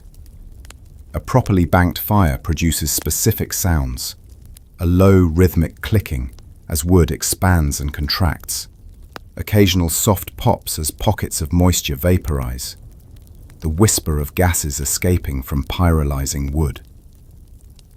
The firekeeper learned to read these sounds like language, knowing from across the dark hall whether the fire was too hot, too cold, or burning perfectly. Silence meant danger. Either the fire was dead, or burning so hot it would consume its fuel before dawn. The economic implications of fire management extended beyond mere fuel consumption. A skilled firekeeper could reduce wood use by 30% compared to an amateur, saving tons of laboriously cut and dried fuel. The sagas mention firekeepers being traded between households like valuable craftsmen, their skills worthy of silver payment. A reputation for fire management could elevate a thrall to freed status, showing how critical this knowledge was to survival. Seasonal variations in fire management required different techniques for different challenges. Autumn fires dealt with wet wood from recent cutting, requiring hotter initial burns to drive out moisture. Winter fires faced the coldest temperatures, but had the driest fuel, allowing for more precise control. Spring fires had to account for rapid temperature swings, sometimes burning hot during unexpected cold snaps, sometimes barely smoldering during warm spells. Summer fires, primarily for cooking and preservation, required yet different skills, maintaining smoke production without excessive heat. The spiritual dimensions of firekeeping went beyond mere superstition. The fire was literally the household's life, and its keeper held power over existence itself. The sagas describe firekeepers who could curse enemies by symbolically excluding them from the fire's warmth, or bless friends by adding their names to the wood placed on coals. The position typically passed from mother to daughter, creating matrilineal chains of knowledge stretching back generations. Archaeological evidence of specialized firekeeping tools buried with elderly women confirms this was a recognized and honored specialization. Training a firekeeper began in childhood, with years of observation before touching the fires themselves. Girls would learn to identify wood types by bark texture in darkness, to judge moisture content by weight and sound, to predict burn rates by growth patterns. They memorized the thermal needs of every family member, knew who needed extra warmth when ill, who overheated easily, whose chronic cough required specific smoke levels. This wasn't just technical knowledge, but intimate understanding of human thermal needs, accumulated over generations. The margin for error was essentially zero. A fire that died meant more than discomfort. In extreme cold, it meant death within hours. The archaeological record shows buildings that burned completely, likely from banking failures that led to uncontrolled fires. Other sites show evidence of abandonment after cold events, suggesting fire failure led to casualties that made continued habitation impossible. The firekeeper carried this responsibility every night, the household's survival literally resting in her ash-covered hands. The educational function of these nests extended beyond thermal survival. Older children taught younger ones essential skills: how to bank personal fires using body position and breathing, how to recognize hypothermia symptoms in nestmates, how to share resources equitably, even while sleeping. This peer education created knowledge redundancy.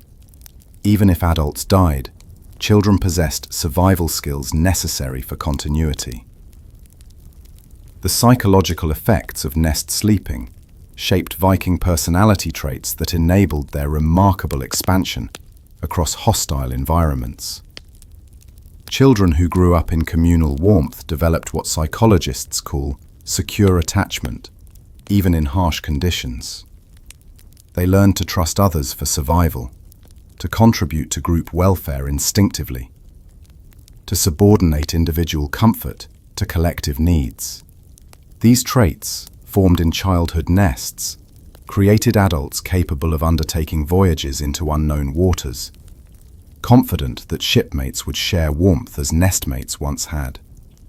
Folklore and mythology around child nests reveals their cultural significance.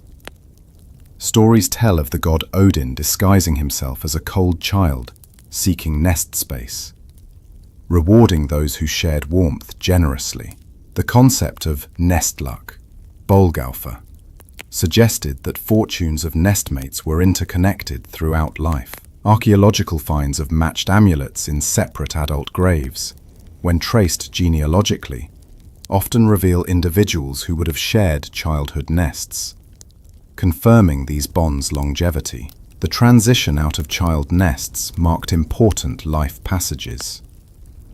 Boys might leave for fosterage or apprenticeship. Girls might move to women's sleeping areas as they approached marriageable age. But the thermal knowledge gained from years of communal sleeping remained. Adult Vikings could instinctively organize group sleeping for warmth, whether in longhouses, on ship voyages, or during military campaigns. The skills learned in childhood nests, thermal awareness, space sharing, mutual monitoring, became foundational survival traits that enabled Viking success across diverse environments. The gender dynamics within child nests reveal interesting patterns.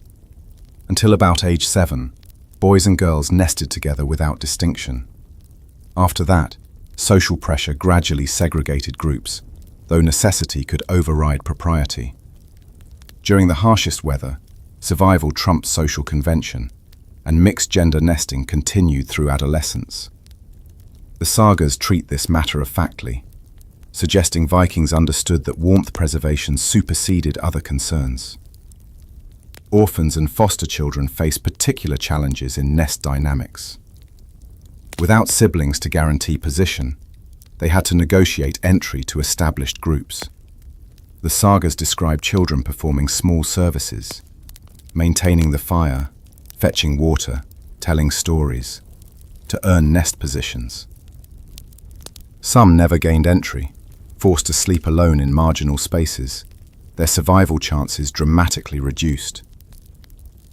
Archaeological evidence of child burials shows higher mortality among individuals without grave goods, suggesting family connections.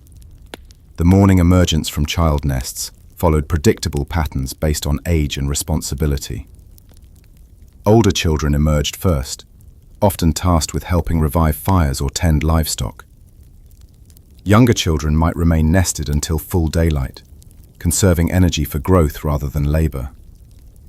The very youngest might stay in nests all day during extreme cold, creating permanent warm zones within the larger hall's thermal environment. Seasonal variations in child nest composition reflected agricultural cycles. Summer saw nests fragment as older children accompanied adults to distant fields or summer pastures. Autumn brought reconstitution as extended families gathered for harvest. Winter compressed everyone together, with cousin nests forming as multiple family units shared halls. Spring's variable weather created constant adjustment, nests forming and dissolving based on nightly temperatures, rather than stable arrangements. The children have disappeared into what looks like a pile of discarded furs and blankets. But watch closely, and you'll see sophisticated thermal engineering created by young bodies that instinctively understand heat conservation in ways that would impress any physicist. These child nests, as the sagas call them, barnaboll in Old Norse, represent survival strategies so effective that infant mortality rates in Viking Age Scandinavia were actually lower during winter months than summer, when diseases spread more easily than cold could kill. 4, 5, sometimes 6 children burrow together in these communal sleeping arrangements, aged from toddlers to adolescents, creating what thermal engineers call a huddle effect that can maintain temperatures 10 degrees higher than the surrounding air. The youngest occupy the center, surrounded by older siblings whose larger bodies provide both warmth and protection. This isn't random piling, but organized arrangement, with specific positions inherited night after night, each child knowing their exact place in the thermal hierarchy. The archaeological evidence from Coppergate in York preserved organic materials showing how these child nests were constructed. Layers of worn adult clothing formed the base, too damaged for wear but still insulating. Then came straw or heather, cheaper than adult mattresses, but changed more frequently as children were less continent than adults. On top, a patchwork of fur pieces, not prime pelts but scraps from larger garments, rabbit skins from small game, even dog or cat fur from household animals that died naturally. Nothing was too humble if it provided warmth. But here's what's remarkable. These child nests were semi-autonomous thermal zones with their own microclimate. Children generated proportionally more body heat than adults. Their higher metabolic rates mean they produce about 75 watts per square meter of body surface, compared to adults' 60 watts. Pack several children together, and you have a biological furnace that self-regulates temperature through the night. When too warm, children naturally spread apart slightly. When cold, they instinctively compress together. The social dynamics within these nests established hierarchies that lasted lifetimes. Older children controlled access. Younger ones earned positions through compliance and contribution. The sagas describe sworn brothers who traced their bonds to sharing childhood nests, suggesting these arrangements created psychological bonds as strong as biological siblings. The Old Norse term nest brother, bolbróðir, appears in legal texts, indicating these relationships had recognized social standing. Watch what happens when a child needs to leave the nest during the night. They don't simply stand and walk away. That would destroy the carefully maintained warm zone. Instead, they roll out from the edge, minimizing disruption, while others automatically shift to close the gap. Returning children burrow back in from the foot of the nest, gradually working up to their position as their body temperature equalizes with the group. This choreography happens in complete darkness, guided by touch and instinct rather than sight. The acoustic environment of these child nests served important survival functions. The soft breathing of multiple children created white noise that masked household sounds, allowing deeper sleep. But any irregularity, a child breathing too rapidly from fever, too slowly from cold, or not at all from sudden illness, would immediately wake others. This mutual monitoring meant dangerous conditions were detected quickly, long before adults might notice a problem. Disease transmission within child nests followed patterns that actually strengthened overall immunity. Yes, communicable diseases spread rapidly through these groups, but children exposed to pathogens while supported by shared warmth and mutual care developed robust immune responses. The archaeological record shows that Vikings who survived childhood had remarkably strong constitutions as adults, with bone density and growth patterns suggesting excellent overall health despite, or perhaps because of, these early communal living conditions. The elderly command positions closest to the perpetual flames, not through charity, but through calculated necessity. Their slower metabolisms and thinning blood make proximity to heat not comfort, but survival. You see them arranged like a council of ancestors along the warmest platform, their bodies forming a living barrier between the fire and the rest of the household, absorbing heat that would otherwise dissipate into the hall's colder reaches. The archaeological evidence from boat graves reveals how thoroughly Vikings understood geriatric thermal needs. Elderly individuals were buried with significantly more grave goods related to warmth than younger adults.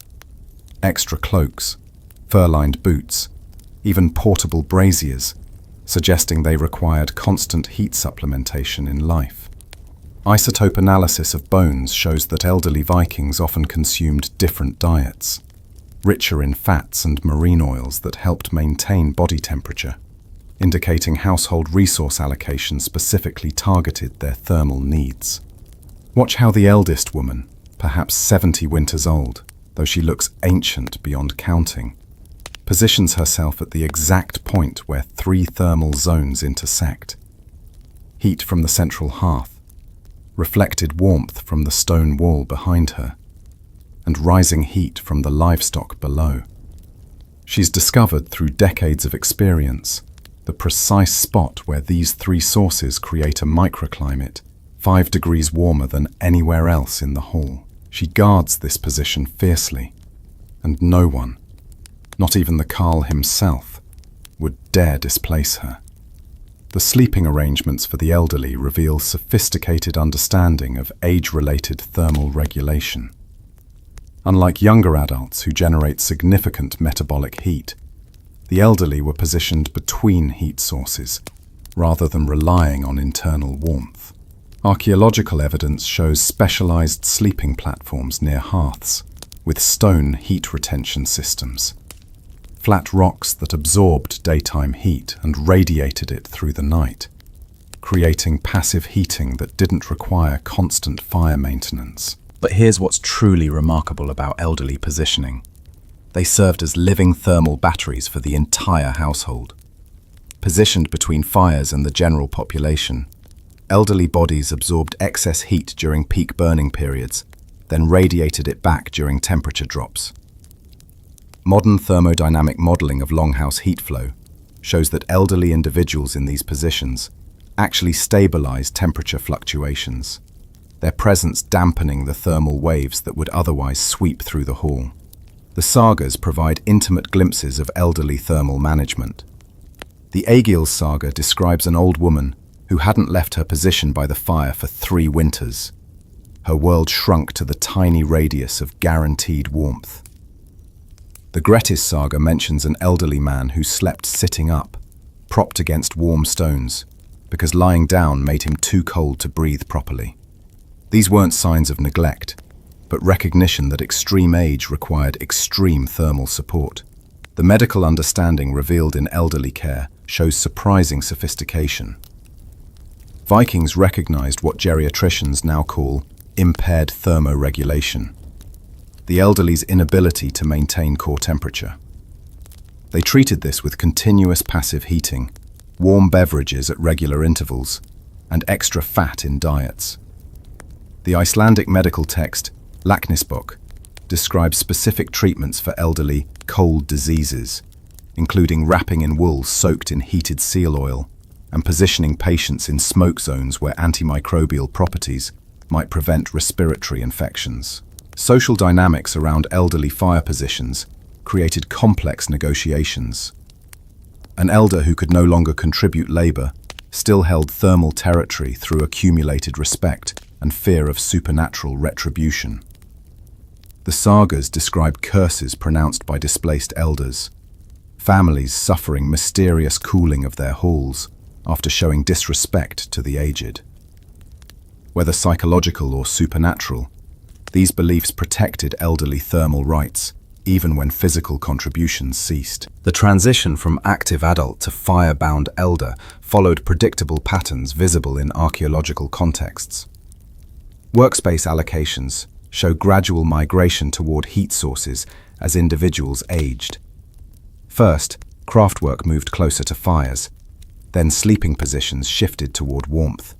Finally, all daily activity concentrated in the tiny radius of guaranteed heat.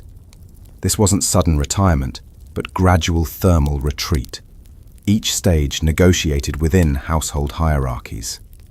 Gender differences in elderly thermal management reflected lifetime accumulation of biological stress. Elderly women, worn by multiple pregnancies and years of hard labor, often showed more severe thermoregulation problems than men. Archaeological evidence reveals that elderly female graves contain more heat retention goods than male equivalents. The sagas confirm this, describing ancient women who required constant warmth, while their male counterparts still ventured occasionally into cold. The burden elderly thermal needs placed on households was significant, but accepted. Maintaining an elder near the fire meant dedicating perhaps 10% more fuel to their specific zone. Food had to be brought to them, waste removed, entertainment provided to prevent descent into cold-induced depression. Yet the sagas never describe this as burden, but as natural order. The thermal debt younger generations owed those who had kept them warm through their own vulnerable years. Cognitive effects of chronic cold on the elderly created behavioral patterns Vikings recognized without understanding the mechanism. What we now know as cold-induced dementia, confusion and memory loss triggered by hypothermia, was attributed to supernatural causes. Elderly who became confused during cold snaps were thought to be winter-touched, their spirits wandering in the cold while bodies remained by fires. Treatments focused on aggressive rewarming, showing practical understanding even if theoretical framework was flawed. The economic calculation of maintaining elderly through winter reveals complex value systems. An elder consuming resources without producing might seem like poor investment. Yet Vikings consistently prioritized elderly warmth. This wasn't mere sentiment. Elderly possessed irreplaceable knowledge about weather patterns, construction techniques, agricultural timing. Their survival through previous harsh winters made them libraries of thermal management strategies. The loss of an elder meant loss of generations of accumulated survival wisdom. Seasonal patterns in elderly mortality show clear correlations with thermal management. Deaths peaked not in deepest winter when fires burned constantly, but in spring when fuel conservation led to reduced heating. The starving time of early spring claimed elderly disproportionately, their depleted reserves unable to cope with temperature variations. Archaeological evidence of seasonal burial patterns confirms saga accounts of elderly choosing death during these transitions, walking into storms rather than consuming resources needed for younger generations. The preparation of elderly for death reveals profound integration of thermal and spiritual concepts. The dying were moved progressively closer to fires, not just for warmth, but because proximity to flame eased passage to the afterlife. The Ynglinga saga describes elderly crawling into hearths themselves at the moment of death, seeking not immolation, but spiritual transformation through fire. Archaeological evidence of elderly burials often shows charcoal and ash inclusions, suggesting ritual association between warmth and afterlife preparation. Innovations in elderly care sometimes emerged from desperate circumstances. The Greenland settlements, facing extreme conditions, developed specialized elderly housing. Small chambers directly adjacent to hearths, where multiple elderly could share warmth efficiently. These elder cells, visible in archaeological remains, represent social innovation born from thermal necessity. Communal elderly care that maximized survival chances while minimizing resource expenditure. The legacy of elderly fire positions extends beyond mere survival statistics. These arrangements created what anthropologists call thermal inheritance. Specific positions passed through generations, carrying not just warmth but accumulated prestige. The sagas describe disputes over inherited fire positions lasting generations. Families tracing their hall positions back to elderly ancestors who first claimed them. These weren't just warm spots, but hereditary territories. Thermal feudalism that structured social organization around heat distribution. The transformation begins as darkness deepens, and someone carries river stones from beside the hearth, each one radiating heat like a miniature sun, toward the corner where wooden buckets wait filled with water, drawn from beneath the ice that afternoon. You're about to witness a ritual that transforms a smoke-filled hall into something approaching a sacred space, where heated stones meet cold water to create clouds of steam that carry more than just warmth. They carry medicine, memory, and the promise that even in the depths of winter, comfort can be conjured from the simplest elements. These stones aren't random selections from the riverbed. The firekeeper chose them seasons ago, testing each one in flames to ensure they wouldn't explode when heated. Granite and basalt preferred, their crystalline structure able to withstand thermal shock that would shatter lesser stones. Each stone has absorbed heat for hours in the hearth's hottest zones, reaching temperatures that modern measurements show exceed 200 degrees Celsius. The tongs used to move them, forged from bog iron and wrapped with leather at the handles, represent specialized tools that appear consistently in archaeological assemblages from Greenland to Kiev. Watch as she positions the wooden bucket, and notice it's not placed randomly, but in a specific corner where the floor slopes slightly, where generations of this same ritual have worn smooth depressions in the floorboards. The first stone enters the water with a hiss that fills the hall like the breath of dragons, instantly converting a liter of water to steam that rises in a column toward the smoke layer above. But this isn't just water. It's been prepared with intention. Herbs steeping since morning to release their essential compounds at exactly this moment. The botanical knowledge displayed in these preparations would humble modern herbalists. Juniper branches, crushed to release their antimicrobial oils. Meadowsweet, which we now know contains salicylates, the precursors to aspirin, for those with winter aches. Bog myrtle, whose beta-pinene compounds open bronchial passages. Yarrow, for its anti-inflammatory properties. The combinations weren't random, but refined through centuries of observation. Each household maintaining their own recipes, passed from mother to daughter, like heirlooms. The steam doesn't just rise, it creates microclimates throughout the hall. Near the source, temperatures spike 10 degrees in seconds, humidity jumping from bone-dry winter air to tropical saturation.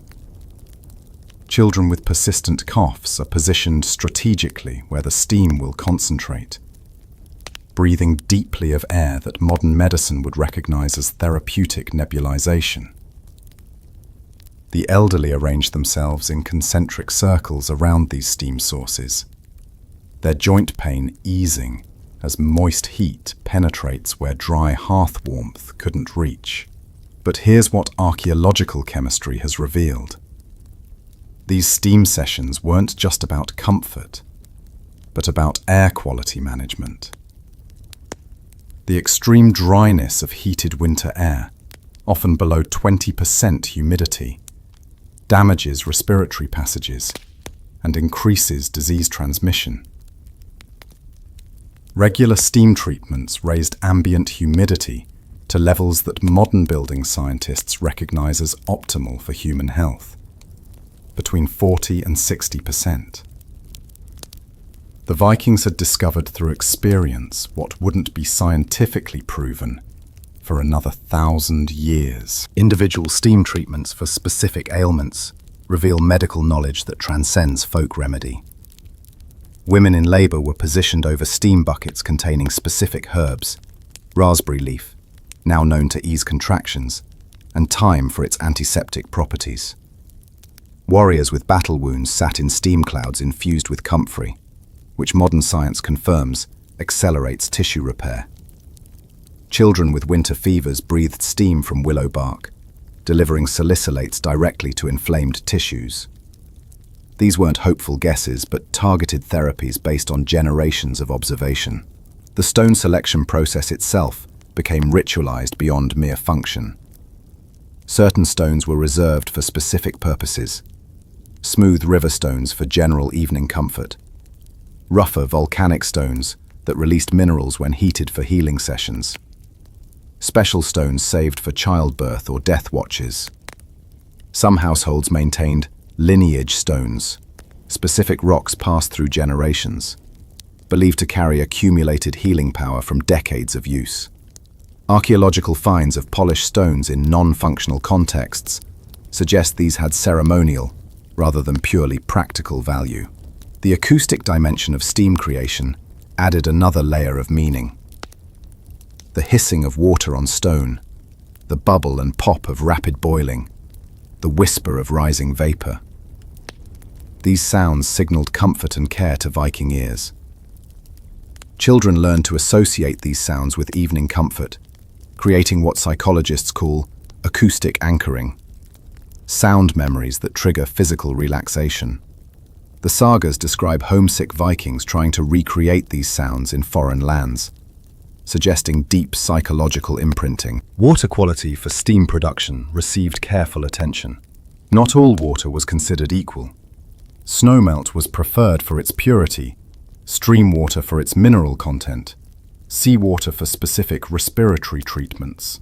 The Greenland settlements show evidence of elaborate water storage systems, suggesting they collected and aged water specifically for steam production.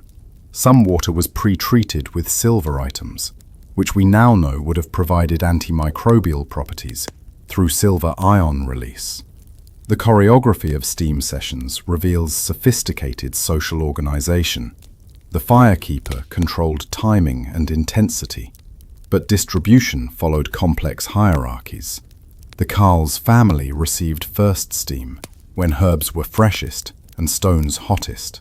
Skilled craftsmen came next, their continued productivity essential to household survival. Common farmers followed, then thralls if resources permitted. Yet during illness, these hierarchies could invert. A sick thrall child might receive premium treatment if their recovery was deemed essential for spring planting. Seasonal variations in steam production reflected both resource availability and changing needs. Winter sessions emphasized respiratory health and joint flexibility. Spring steamings included herbs for clearing winter's accumulated lung congestion. Summer steam was minimal, reserved for specific medical needs. Autumn sessions prepared bodies for coming cold, using herbs believed to strengthen resistance to winter ailments. Each season had its botanical palette, its temperature preferences, its duration and frequency. The psychological effects of communal steaming created bonds that transcended social hierarchies. In the democracy of steam, where everyone's vision was obscured and bodies relaxed, conversations happened that couldn't occur in clear air. The sagas describe confessions made in steam, alliances formed, conflicts resolved. The intimacy of shared vulnerability, everyone equally uncomfortable, equally relieved, created temporary suspension of social rules that enabled emotional connections impossible in daily life. Documentation of steam practices appears unexpectedly in legal texts. The Gragas Law Code specifies that denying someone access to household steam during illness was equivalent to denying food, both considered necessities of life.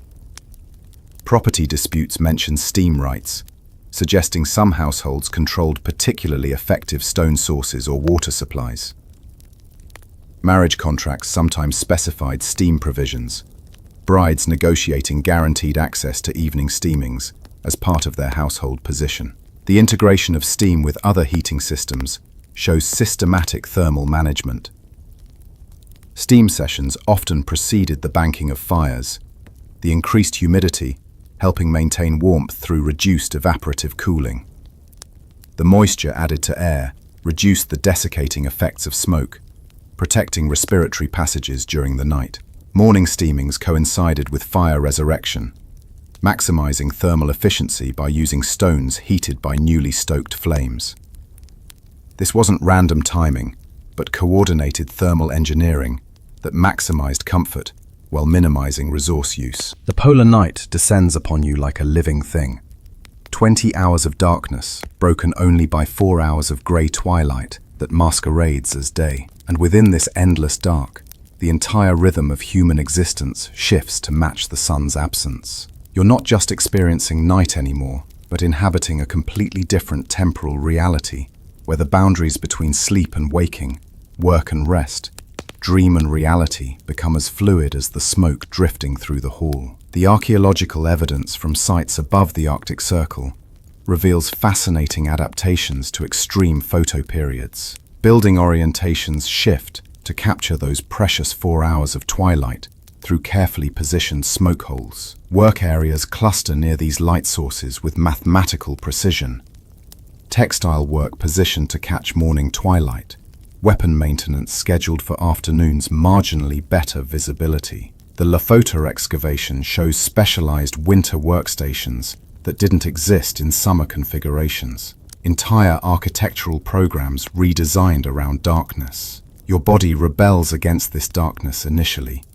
Circadian rhythms thrown into chaos by the absence of light cues that have governed human biology since before we were human. But watch the Vikings around you, and you'll see they've developed what chronobiologists now call social zeitgebers, behavioral patterns that replace solar cues in regulating biological rhythms. Meals happen at precise intervals, marked not by sundials, but by standardized tasks. First meal when the initial bucket of water has been drawn. Second, when the morning's wool portion has been spun. Third, when evening stories begin. The sleep patterns that emerge defy modern assumptions about human rest needs. Instead of one long sleep, Vikings practiced what historians call segmented sleep. 2 distinct rest periods, separated by a wakeful interval. First sleep begins shortly after dark, lasting perhaps 4 hours. Then comes the watching time, Två vakna, when people rise, tend fires, engage in quiet activities, even visit neighbors through the darkness. Second sleep follows, lasting until the cock's crow announces approaching twilight. This pattern, which seems bizarre to modern sensibilities, was actually humanity's dominant sleep pattern until industrial lighting destroyed it. During the watching time, the hall transforms into something entirely different from its daytime configuration. This is when intimate conversations happen, when couples conceive children, when stories too sacred or dangerous for general consumption are whispered. The sagas describe this time as when the veil between worlds thins, when Draugr walk and the wild hunt passes overhead. But it's also intensely practical. Fires need tending, bread dough requires kneading for morning baking, and someone must check that livestock haven't frozen in their stalls. The management of artificial light during polar night reveals sophisticated understanding of resources and biology. Cod liver oil lamps burn continuously, but at varying intensities. During work periods, fresh oil and trimmed wicks produce bright, clear light. During rest periods, lamps burn low, producing just enough illumination to navigate without triggering full wakefulness. The archaeological record shows specialized lamp designs for different purposes. Broad, shallow lamps for area lighting, deep, narrow vessels for focused task illumination, even multi-wick lamps for communal gathering spaces. Children adapt to polar night with remarkable plasticity. Within weeks, their play patterns shift entirely to acoustic and tactile games rather than visual ones. They develop enhanced spatial memory, navigating the dark hall as confidently as adults. Their sleep patterns fragment more extremely than adults, taking multiple short naps rather than sustained sleep periods. The sagas mention children who spent entire winters without seeing sunlight, emerging in spring pale as bone, but otherwise healthy. their bodies having adapted completely to darkness. The psychological strategies for maintaining sanity through polar night show remarkable sophistication. Storytelling becomes not entertainment, but essential mental health intervention. The stories follow specific patterns, building tension through the first half of darkness, reaching climactic battles or revelations during the watching time, then resolving into comfort for second sleep. This narrative architecture, repeated nightly, provides psychological structure that replaces missing solar rhythms. Listeners know where they are in the night by what part of the story is being told. Work continues through darkness, but transforms in character. Textile production, which can be done by touch, dominates. Women's fingers learn to judge thread thickness, tension, and weave tightness without sight. Men carve by touch, their knives following wood grain, their fingers read like braille. The archaeological record shows that items produced during polar night often display different characteristics than summer work. Tighter weaves, more elaborate carving, suggesting that darkness encouraged perfectionism, born from having nothing but time and touch to guide the work. The social dynamics of polar night create temporary inversions of normal hierarchies. In true darkness, physical strength matters less than memory, storytelling ability, and emotional stability. A thrall with a gift for narrative might command the hall's attention while the carle sits silent. Women's knowledge of songs and genealogies makes them central to evening entertainment.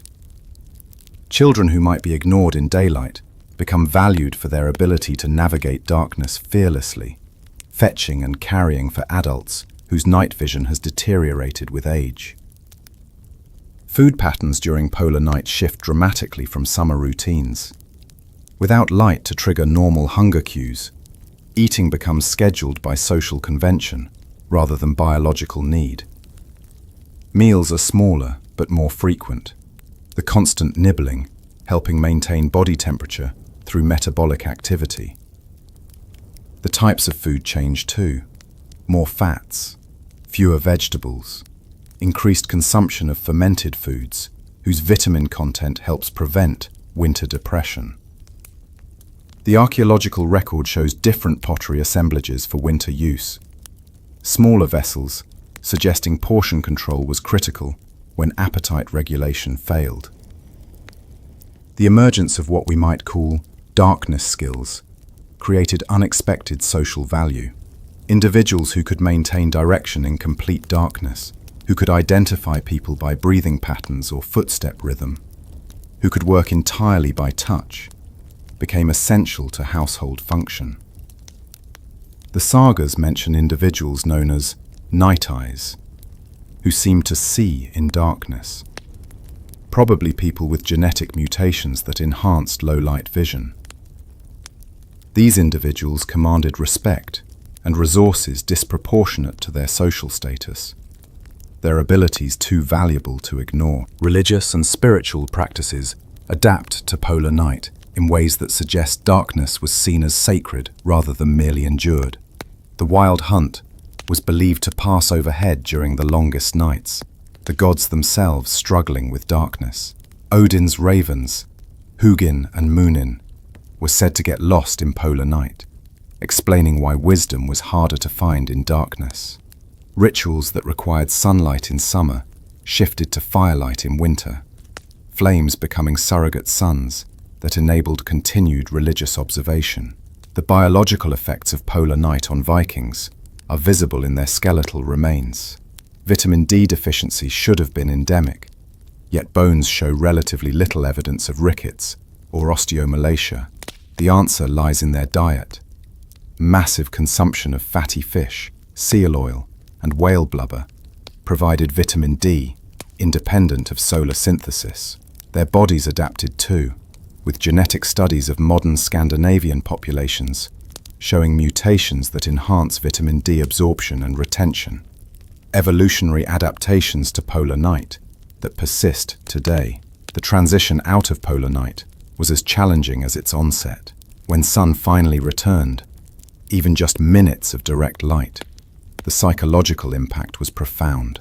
The sagas describe people weeping at first sight of shadows, celebrations that lasted days, ritualistic sun-greeting ceremonies that seem to have been more about psychological reset than religious observation. But they also describe a period of adjustment, when eyes accustomed to darkness struggled with even dim sunlight, when bodies habituated to segmented sleep couldn't return to normal patterns, when the constant activity that darkness enabled suddenly seemed exhausting in light that revealed how much work had accumulated. The voices begin as darkness settles complete. Not the casual chatter of evening, but something older, more deliberate. A weaving of sound through smoke and shadow that transforms the longhouse into a theatre of memory, where stories become the architecture of survival itself. You're witnessing what anthropologists call thermogenic narrative, the discovered truth that engaging storytelling literally raises body temperature through psychological arousal. That Vikings had learned to generate heat through words when wood ran low. Listen to the cadence of the storyteller's voice, how it rises and falls with the flickering of flames, synchronized to the visual rhythm of the fire, so that sound and light become unified experience. This isn't coincidental but carefully cultivated technique, passed through generations of winter speakers. The archaeological record from Leira shows specialized seating arrangements around hearths, with acoustic sweet spots where a speaker's voice would carry throughout the hall without shouting. These positions, worn smooth by generations of storytellers, represent architectural acknowledgement of narrative's survival value. The stories themselves follow thermal patterns that modern researchers have only recently recognized. They begin slowly, like banked fires, with genealogies and familiar histories that require little emotional investment.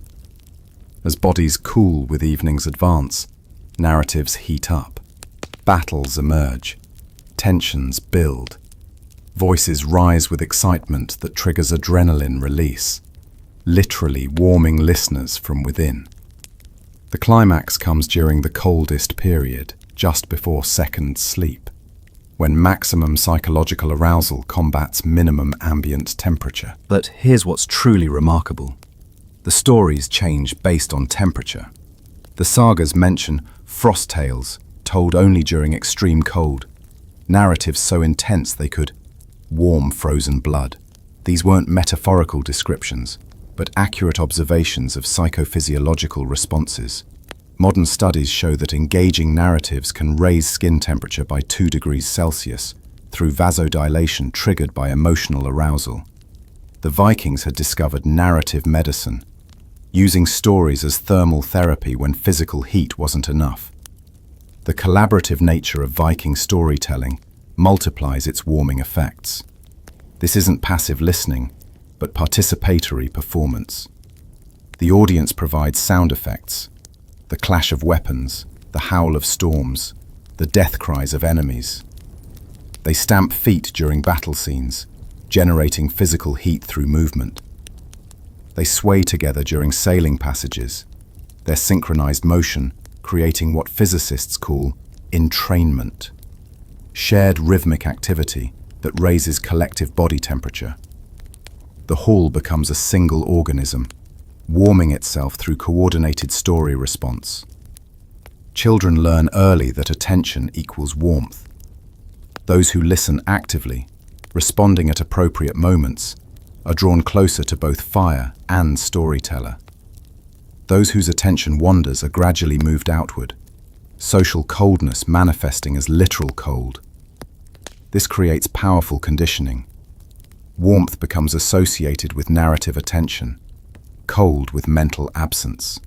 The sagas describe adults who could recall entire epic poems heard once in childhood, their memories branded by the association between story and survival. The cod liver oil lamps that supplement firelight during storytelling aren't randomly placed, but positioned to create specific visual effects. When Odin appears in a story, lamps are moved to cast a single long shadow. Battle scenes see multiple lamps creating chaotic shadow play on walls. Ghost stories are told with lamps extinguished, only ember glow remaining.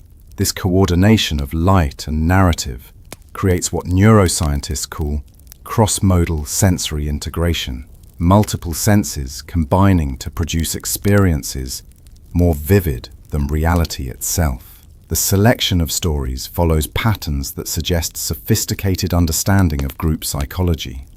After conflict within the household, reconciliation stories emerge. Tales of enemies becoming allies, of blood feuds resolved through wisdom. During food shortages, stories of clever resource management dominate. When death visits, narratives of honored ancestors provide comfort.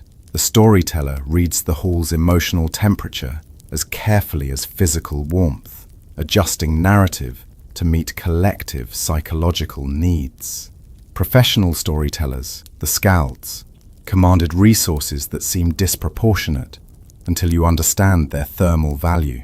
Payment for a winter's storytelling might equal the value of several cows, but calculate the fuel saved when engaged listeners forget cold, the illnesses prevented when stress hormones drop during compelling narratives, the conflicts avoided when aggressive energy dissipates into fictional battles, and the economics make perfect sense. A skilled skald was worth their weight in firewood. The memorization techniques that enabled these epic recitations reveal cognitive adaptations to darkness. Without writing, stories were encoded using what researchers call the method of loci, narratives mapped onto physical spaces within the hall. Each bench, beam, and corner became a memory anchor. Storytellers would physically move through the space as they narrated, their location cueing the next narrative segment. Listeners learned stories not just as words, but as architectural experiences, able to recall entire sagas by mentally walking through the hall. Women's storytelling occupied a parallel but distinct tradition. While men narrated battles and voyages, women told hearth stories, intimate narratives of daily survival, medical knowledge encoded as character experiences, agricultural wisdom disguised as seasonal adventures. These stories, told while hands worked wool, created what the sagas call finger memory. Knowledge absorbed so deeply that hands could recreate complex patterns while minds wandered. Archaeological textiles show regional narrative patterns, specific weaving designs associated with specific stories. The intersection of storytelling and thermal management created unexpected innovations. The Greenland settlements developed story schedules, specific narratives reserved for temperature extremes. When fuel ran critically low, the most engaging stories would be deployed, buying time through psychological warmth until morning. Some stories were literally measured in logs. A 3-log story for moderate cold, a 5-log epic for bitter nights. This quantification of narrative thermal value represents sophisticated resource management that treated stories as survival equipment. Sleep stories occupied a special category, designed to ease the transition from waking to rest while maintaining necessary warmth. These narratives followed predictable patterns, rhythmic language that mimicked breathing, gradually slowing tempo that encouraged parasympathetic activation, familiar endings that required no anxiety about outcomes. Parents would begin these stories for children, but adults listened too, the whole hall sliding towards sleep on waves of familiar words. The archaeological record shows wear patterns, suggesting people gradually reclined as these stories progressed. Architectural evidence of narrative soporific effects. The bilingual nature of many Viking communities added linguistic warmth to storytelling. Stories would switch between Norse and other languages, Celtic in Ireland, Slavic in Russia, English in the Danelaw. This code switching kept minds active, preventing the mental sluggishness that cold induces. Children grew up polyglot, not through formal education, but through narrative immersion. their brains warming themselves on the cognitive challenge of multiple languages woven through familiar stories. The economic value of stories extended beyond immediate thermal benefits. Good stories were traded like precious objects. The arrival of a traveler with fresh narratives was celebrated more than their trade goods. Marriages were negotiated based partly on the story wealth each family possessed. The sagas mention story debts, obligations to share narratives that could pass through generations. This wasn't entertainment commerce, but survival economics. Communities trading thermal resources in narrative form. Now comes the critical transition. The household begins to wake, but not all at once. There's an order to this, as rigid as any military operation. First, young adults emerge, their job to establish a warm zone around the hearth where others can dress. They don't stand immediately, but remain under covers while pulling on additional layers, conserving heat until the last possible moment. When they do rise, it's directly to the fire. No wandering, no deviation. The children's emergence follows different patterns based on age. Infants remain in their nests, maybe for hours yet, their survival depending on maintaining constant temperature. Toddlers are lifted directly from sleep to parents' arms, transferred body to body to preserve warmth. Older children often wake themselves, trained through years of winter mornings to sense when safe emergence temperatures have been reached. They slip from their nests like otters from dens, already partially dressed from the night before.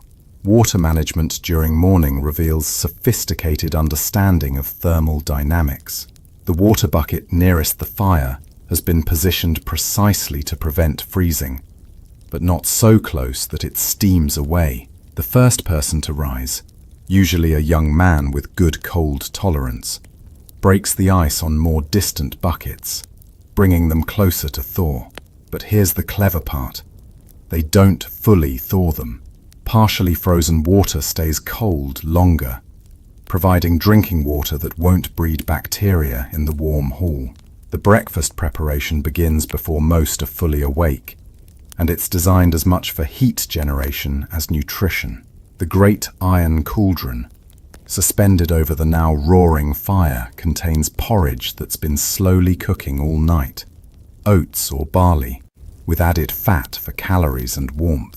The stirring of this porridge isn't casual but vigorous, the person responsible generating body heat through exercise while preparing communal food. The steam rising from the pot adds crucial humidity to air made desert dry by the fires. Dressing continues through all this activity, and it's nothing like modern morning routines. People remain partially under covers while adding layers, arms emerging to accept handed garments, legs sliding into boots while still beneath furs. The archaeological record from Greenland shows clothing designed specifically for this transition. Front-opening garments that could be donned while seated, boots with wide openings for quick entry, cloaks with armholes that allowed activity while maintaining coverage. The opening of doors represents the morning's most dangerous moment. That first blast of Arctic air can drop interior temperatures 10 degrees in seconds, so it's managed like an airlock operation. First, everyone is warned. "Door!" shouted loud enough to wake any still sleeping. People grab loose items that might blow around. Those nearest the door turn their backs, pulling hoods up. Only then does someone, always young, always fast, dart out and back, minimizing opening time. The sagas describe door-opening specialists, usually thralls, whose morning job was managing this thermal breach. The livestock areas require attention, but this too follows thermal protocols. The person checking animals wears specific garments, a leather apron that won't absorb moisture, boots that can be quickly removed to avoid tracking snow into living areas. They move quickly through the animal spaces, checking for overnight deaths, distributing minimal feed, ensuring water hasn't completely frozen. The animals' morning sounds, lowing, bleating, stamping, provide acoustic confirmation that the biological heaters survived another night. Morning medicines emerge from careful preparation. Willow bark tea for those with night aches, heated to precise temperatures that extract maximum salicylates without destroying them. Pine needle infusions for respiratory clearance, the vitamin C helping combat winter scurvy. These aren't casual beverages, but targeted interventions, distributed based on individual health needs observed during the night. The sagas mention morning inspections, where experienced women evaluated everyone's health by complexion, movement, and breathing patterns. The gradual lightening that passes for sunrise in winter triggers activity shifts throughout the hall. Work areas reorganize from night-to-day configurations. Sleeping platforms transform back to benches. Storage areas closed for warmth are opened for access. It's like watching a building transform from bedroom to workshop, all while maintaining thermal efficiency. The archaeological record shows wear patterns indicating these daily transformations. Grooves worn by repeated furniture movement, hinges stressed by constant use. By the time full morning arrives, however you define that in polar darkness, the hall has completed its resurrection. Temperatures have risen perhaps 15 degrees from nighttime lows. Humidity has increased from fire steam and breathing. The soundscape has shifted from sleep quiet to work noise. Most importantly, everyone has survived another night, ready to begin the endless cycle of preparation for the next one. Because in the Viking Age, morning isn't a fresh start. It's confirmation that yesterday's thermal management succeeded, and desperate hope that today's will too. Morning arrives not with sunlight, but with synchronized suffering, as 30 bodies attempt to resurrect warmth without losing what little heat remains from the night's carefully banked fires. You're about to witness a choreography of survival so precise that a single misstep, one person throwing off furs too quickly, one door opened carelessly, could cascade into hypothermic disaster that claims the weakest before the sun rises, if it rises at all in this season of endless dark. The first movement begins while most still sleep, the firekeeper sliding from her position with movements so practiced they barely disturb her sleeping partners. She's wrapped in everything she owns: undertunic, overtunic, cloak, and a fur that never leaves her body during these critical moments. The archaeological evidence from Birka shows specialized garments that seem to have been dedicated morning wear, quick wrapping mantles with bone toggles that could be fastened one-handed while the other worked the fire. Watch her approach the banked hearth, and you see decades of muscle memory in action. She doesn't immediately reach for the poker, but first holds her hand at various heights above the ash, reading heat signatures invisible to the eye.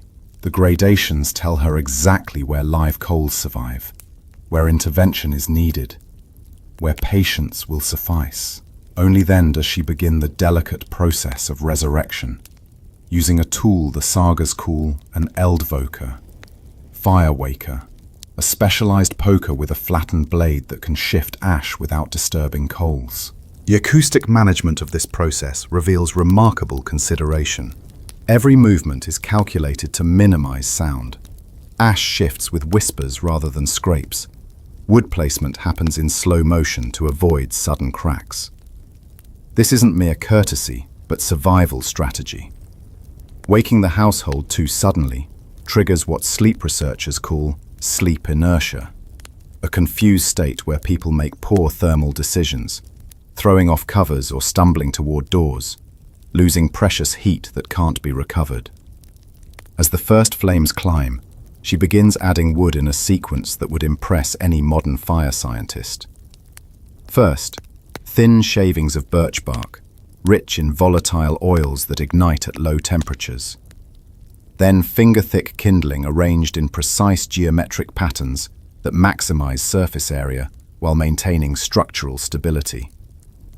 Finally, the morning logs, usually pine or fir, which burn hot and bright, raising the hall temperature quickly. The entire process takes perhaps 10 minutes, but those minutes determine whether the household wakes to comfort or crisis. The next phase involves strategic heat distribution. Using a wooden board as a fan, never breathing directly on flames, which wastes precious body heat.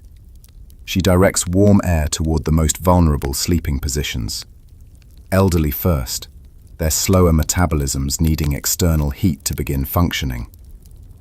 Then children, whose small bodies cool fastest, but also warm quickest. Adults come last, their robust physiology capable of enduring cold longest. This triage of warmth represents medical understanding that wouldn't be formally documented for centuries. As winter deepens, watch the subtle migration of bodies through the longhouse. Families flowing like slow rivers between thermal territories that shift with each passing month, creating summer and winter worlds within the same walls. You're observing architectural adaptation in real time, the building itself seeming to breathe with seasonal rhythm, as inhabitants redraw their internal borders based on nothing but temperature gradients and survival mathematics. Come September, the first migrations begin. Those who spent summer nights in the loft spaces, younger couples seeking privacy, older children escaping parental oversight, start their descent to the main hall. The archaeological evidence from Stung shows worn ladder rungs that indicate heavy autumn use, then minimal winter contact, suggesting these upper spaces were abandoned entirely during cold months. The loft becomes storage, its distance from heat sources making it perfect for preserving foods that need cold, but not freezing. By October, the sleeping platforms have reorganized completely. Summer's scattered individual positions compress into family clusters. The benches that served as solo sleeping spots now accommodate 3, 4, even 5 bodies pressed together. Gaps between family groups disappear as social distance yields to thermal necessity. The high-status family near the central hearth expands their territory, not through aggression, but because others actively move closer, seeking proximity to both heat and social power. November sees the establishment of what Vikings called vetraseta, winter seats, permanent positions that won't change until spring. These aren't casual arrangements, but carefully negotiated settlements. The sagas describe formal ceremonies where winter positions were acknowledged, disputes resolved before months of enforced proximity made conflicts dangerous. Archaeological wear patterns on benches show distinct seasonal variations, with winter positions worn deeper, suggesting people moved less during cold months, conserving energy by remaining stationary. The work areas undergo parallel transformation. Summer's dispersed craft production, women spinning in doorways for light, men carving outside for ventilation, contracts to tight circles around the 3 hearths. Looms move from walls to fire-adjacent positions. Weapon maintenance shifts from outdoor grinding stones to interior whetstones. The archaeological record shows seasonal tool marks, winter work displaying characteristics of close-quarter production, while summer work shows evidence of larger, more expansive movements. December brings the peak compression, families packed so tightly that individual space becomes meaningless concept. But watch carefully, and you see micro-territories within this compression. Each person maintains perhaps a hand's width of personal space, just enough for essential items. A woman's needle case, a man's eating knife, a child's carved toy. These tiny territories are fiercely defended, the last vestige of individuality in communal survival. The sagas describe murders triggered by violation of these minimal spaces, suggesting their psychological importance exceeded their physical size. The elderly undergo the most dramatic migrations. Summer finds them in peripheral positions, their reduced activity levels making prime space wasteful. But as temperature drops, they move inexorably toward heat sources. By deep winter, they've claimed permanent positions at the hearth's edge. their bodies forming a living barrier between fire and the rest of the household. This isn't charity but practical thermodynamics. Elderly bodies absorb and re-radiate heat more efficiently than younger metabolisms that generate their own warmth. Children's territories show different patterns. Summer sees them scattered throughout the hall and beyond, sleeping wherever exhaustion found them. Winter creates the child nests we discussed, but these nests themselves migrate. Early winter positions near walls where residual heat from livestock below provides warmth. Deep winter moves them closer to hearths. Late winter, when fuel runs low, sees them positioned strategically between adults, maximizing body heat transfer from larger to smaller bodies. The transformation of the hall's ends deserves special attention. Summer sees these areas busy with traffic, doors opening constantly, people passing through to outdoor work areas. Winter transforms them into what Vikings called cold storage, areas deliberately maintained at near freezing for food preservation. Inhabitants avoid these zones except for necessity, creating dead spaces within the living structure. Archaeological evidence shows different artifact distributions in these areas, summer items versus winter items, suggesting seasonal abandonment and reoccupation. Gender territories that remain distinct in summer blur in winter. The women's textile production area, typically separated from men's weapon maintenance, merges into shared workspace around fires. This forced proximity created unexpected cultural exchanges. Archaeological evidence shows winter-produced textiles incorporating military motifs, weapons decorated with textile patterns, suggesting cross-craft pollination during shared winter work. The sagas mention women learning blade maintenance, men acquiring weaving skills, knowledge transfers that only happened during winter proximity.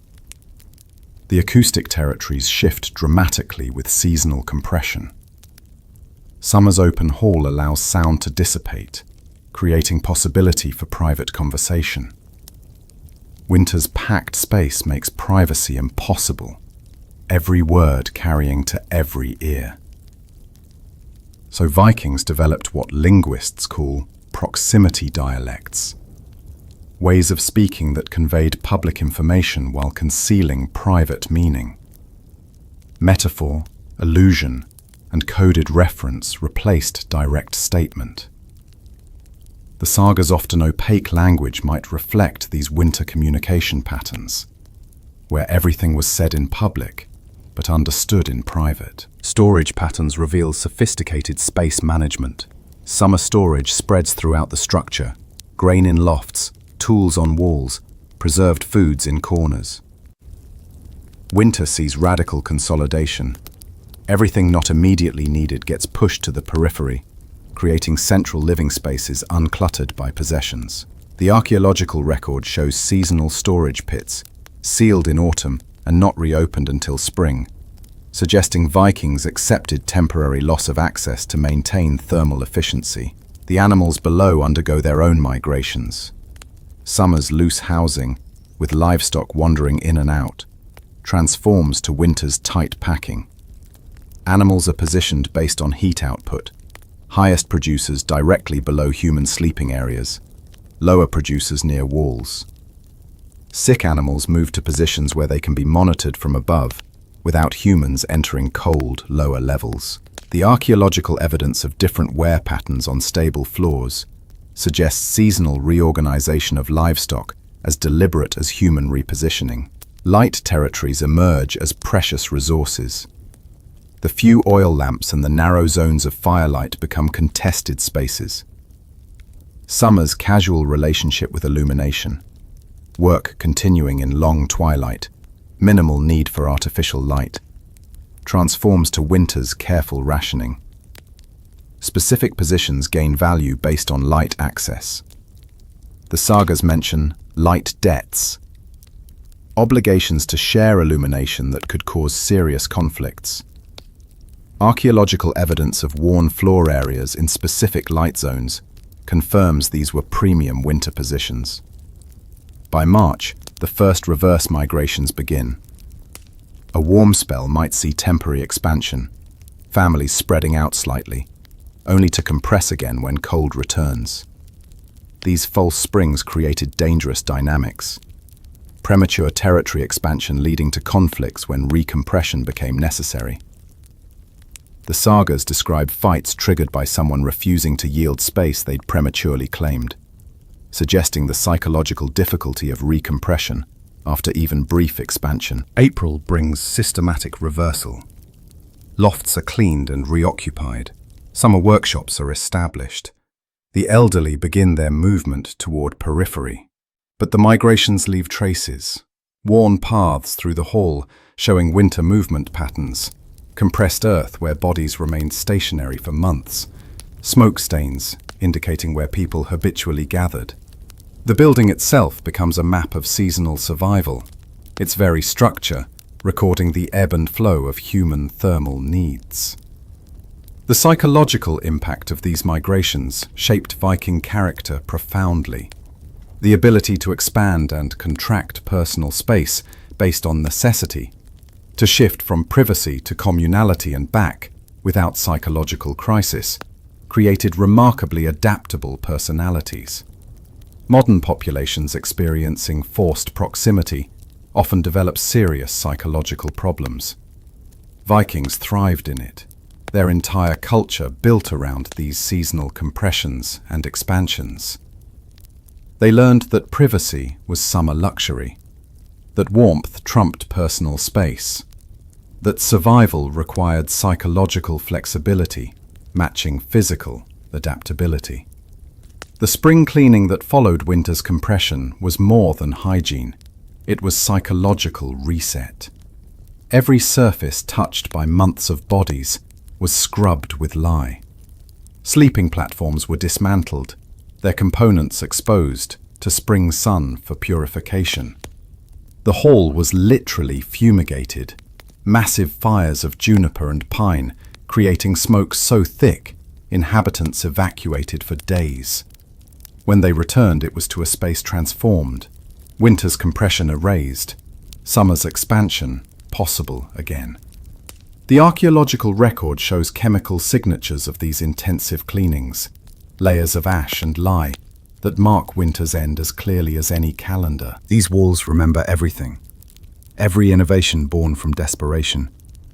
Every solution discovered by someone who nearly died learning it. Every small adaptation that meant one more family survived to spring. The blackened timbers above your head have absorbed 50 winters of smoke, their surfaces transformed into living archives, where each ring of char marks another year of successful thermal management, another generation that learned to dance with cold rather than simply endure it. Run your hand along the main support beam, and you're touching the accumulated knowledge of master builders who understood that wood from the north side of trees, denser from fighting prevailing winds, belonged on the north side of buildings. They knew that trees felled in winter when sap was down resisted rot better than summer cutting. They understood that specific fungal infections in timber, what they called heart rot, actually improved insulation by creating air pockets while maintaining structural integrity. This wasn't luck, but empirical knowledge accumulated across centuries, each building incorporating lessons from its predecessors' failures and successes. The archaeological record reveals this accumulated wisdom in unexpected ways. Foundation stones show evidence of repeated rebuilding, each iteration slightly different. Angles adjusted for better drainage, depths increased for superior stability, materials selected more carefully. The Borg excavation revealed 7 distinct construction phases over 3 centuries, each showing refinements that improved thermal efficiency by measurable degrees. These weren't radical redesigns, but incremental improvements. Evolution rather than revolution. Each generation adding their discoveries, to the architectural genome. Listen to the old women talking by the fire, and you hear this knowledge transmitted in ways that bypass formal education. They don't lecture about thermal dynamics, but tell stories where heroes survive because they remembered to bank fires with ash from specific trees, where villages perish because they forgot the old ways of reading smoke. These narratives encode technical knowledge in memorable forms, ensuring survival information passes through generations, even when the underlying principles remain mysterious. The children absorbing these stories don't realize they're receiving technical education. They think they're hearing adventure tales, but their minds are cataloging critical information. How ice forms on specific beams predicts weather changes, which woods burn clean versus smoky, why certain stones crack in fire while others endure. By adulthood, they possess encyclopedic knowledge about thermal management without ever receiving formal instruction. The longhouse itself is their university, its daily operations their curriculum. The seasonal knowledge embedded in these structures transcends simple calendar awareness. The buildings know that the third frost after harvest moon signals time to seal specific gaps with mixture of mud and cattle hair. They remember that when ravens gather on the roof peak, severe cold follows within days. They understand that certain wind patterns precede temperature drops that require emergency fuel gathering. This isn't mysticism, but pattern recognition, refined across generations. The building itself becoming a predictive instrument. The repairs and modifications visible throughout the structure tell stories of specific winters that tested limits. That reinforced beam remembers the winter when snow load nearly collapsed the roof. Those extra stones around the hearth recall the year fires burned so hot they cracked the originals. The additional layer of turf on the north wall speaks to the winter when winds found gaps no one knew existed. Each modification represents someone's near-death experience, transformed into architectural improvement. Women's knowledge, often dismissed by historians focused on male sagas, proves foundational to longhouse survival. They understood that specific arrangements of hanging textiles created air currents that distributed heat evenly. They knew which herbs scattered on floors would release therapeutic oils when crushed by walking. They recognized that certain fermentation processes generated heat that could warm small spaces.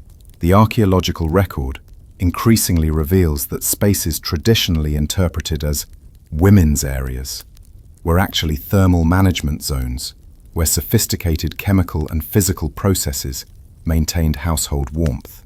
The economic knowledge embedded in longhouse design reveals sophisticated resource calculation. Every element balanced multiple needs. A beam that supported the roof also held drying herbs, stored weapons, and created acoustic baffles. Smoke that preserved meat also treated wood, killed pests, and provided light refraction. Nothing served single purposes, because resources were too precious for unifunctional design.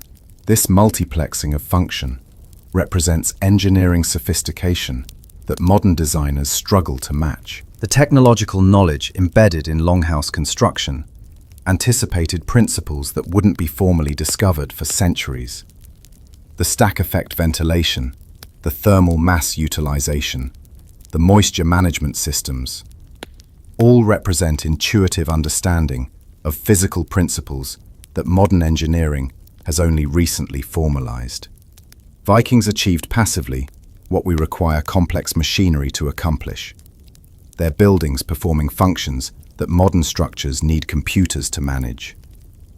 The spiritual knowledge woven through longhouse existence connected practical survival to cosmic significance. The three hearths echoed the three roots of Yggdrasil.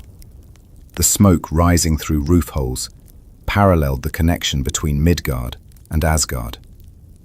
The daily resurrection of fires recreated the cyclical destruction and rebirth of the cosmos.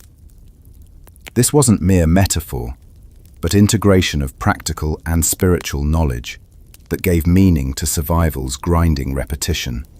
The failure knowledge, understanding of what doesn't work might be the most valuable inheritance. The archaeological record is littered with abandoned structures that tried innovations that failed. Buildings oriented incorrectly for prevailing winds.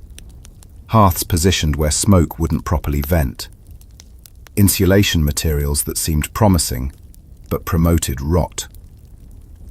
Each failure taught lessons, incorporated into successful designs, creating architecture that evolved through selective pressure, as rigorous as any biological system. As spring arrives, and you prepare to leave this hall that has sheltered you through winter, you carry its knowledge in ways you don't consciously recognize. Your body has learned to read temperature gradients, to position itself for optimal warmth, to share space and heat efficiently.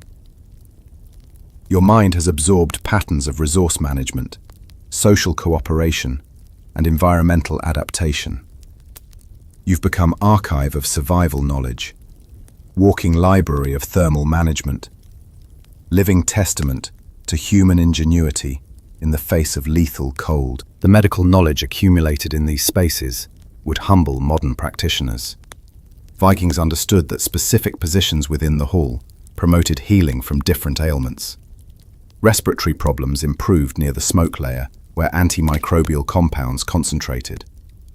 Joint problems eased in the humid zones near water vessels. Wounds healed faster in positions with specific temperature ranges.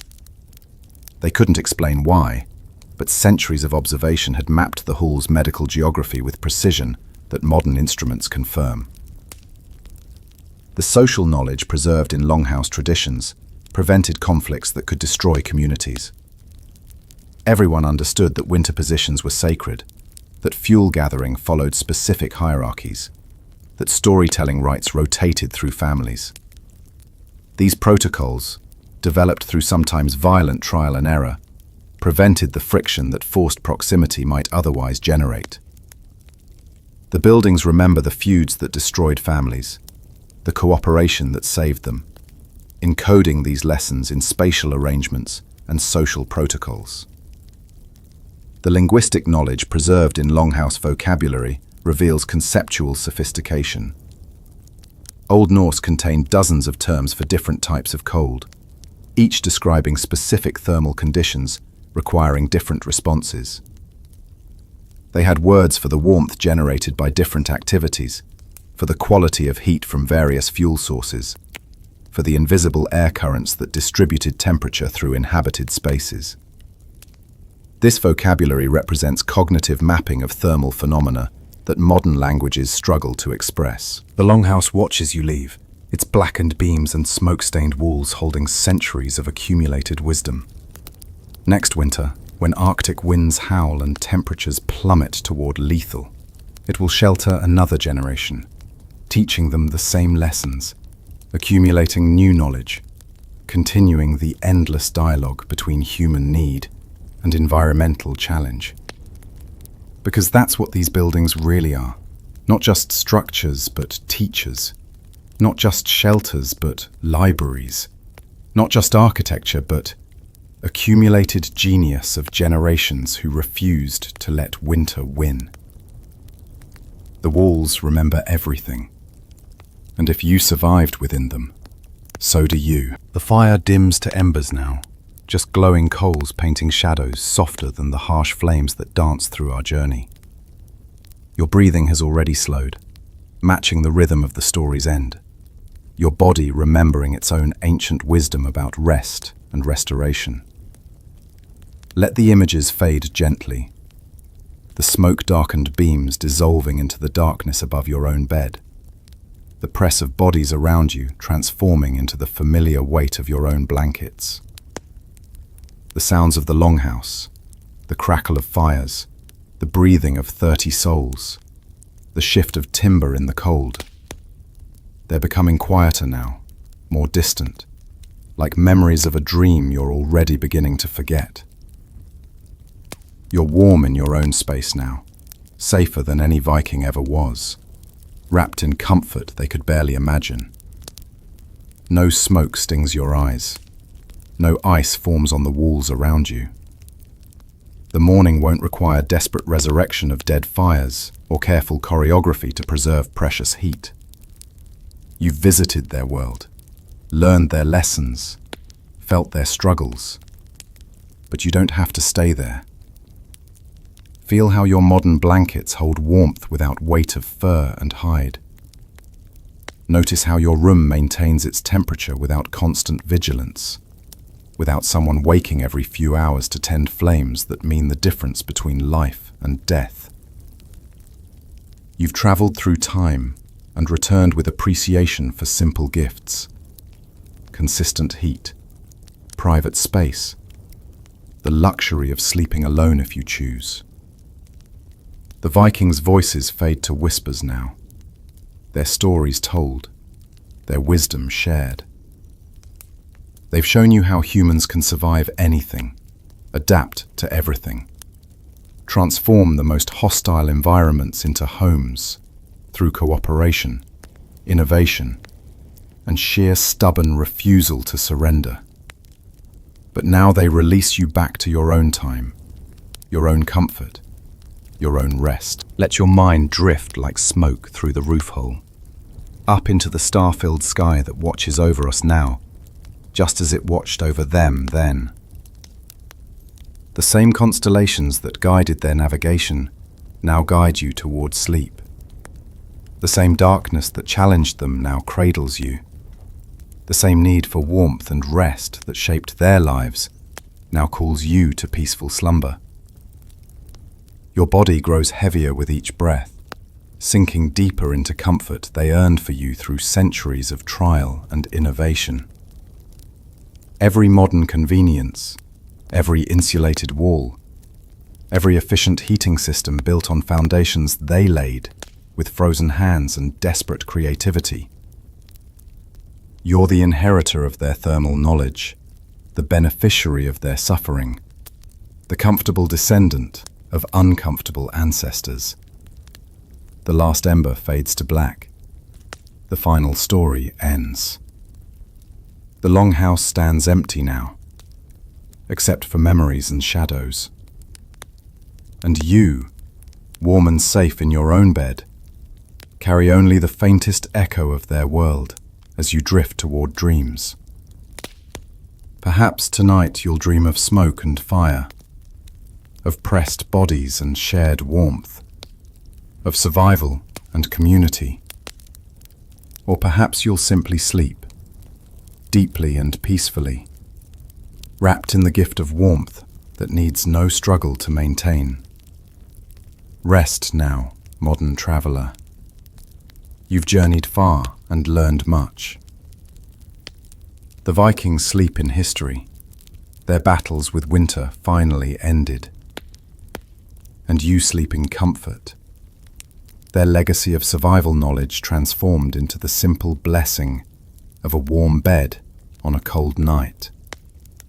The story ends where all good stories should, with you safe, comfortable, and drifting gently toward morning.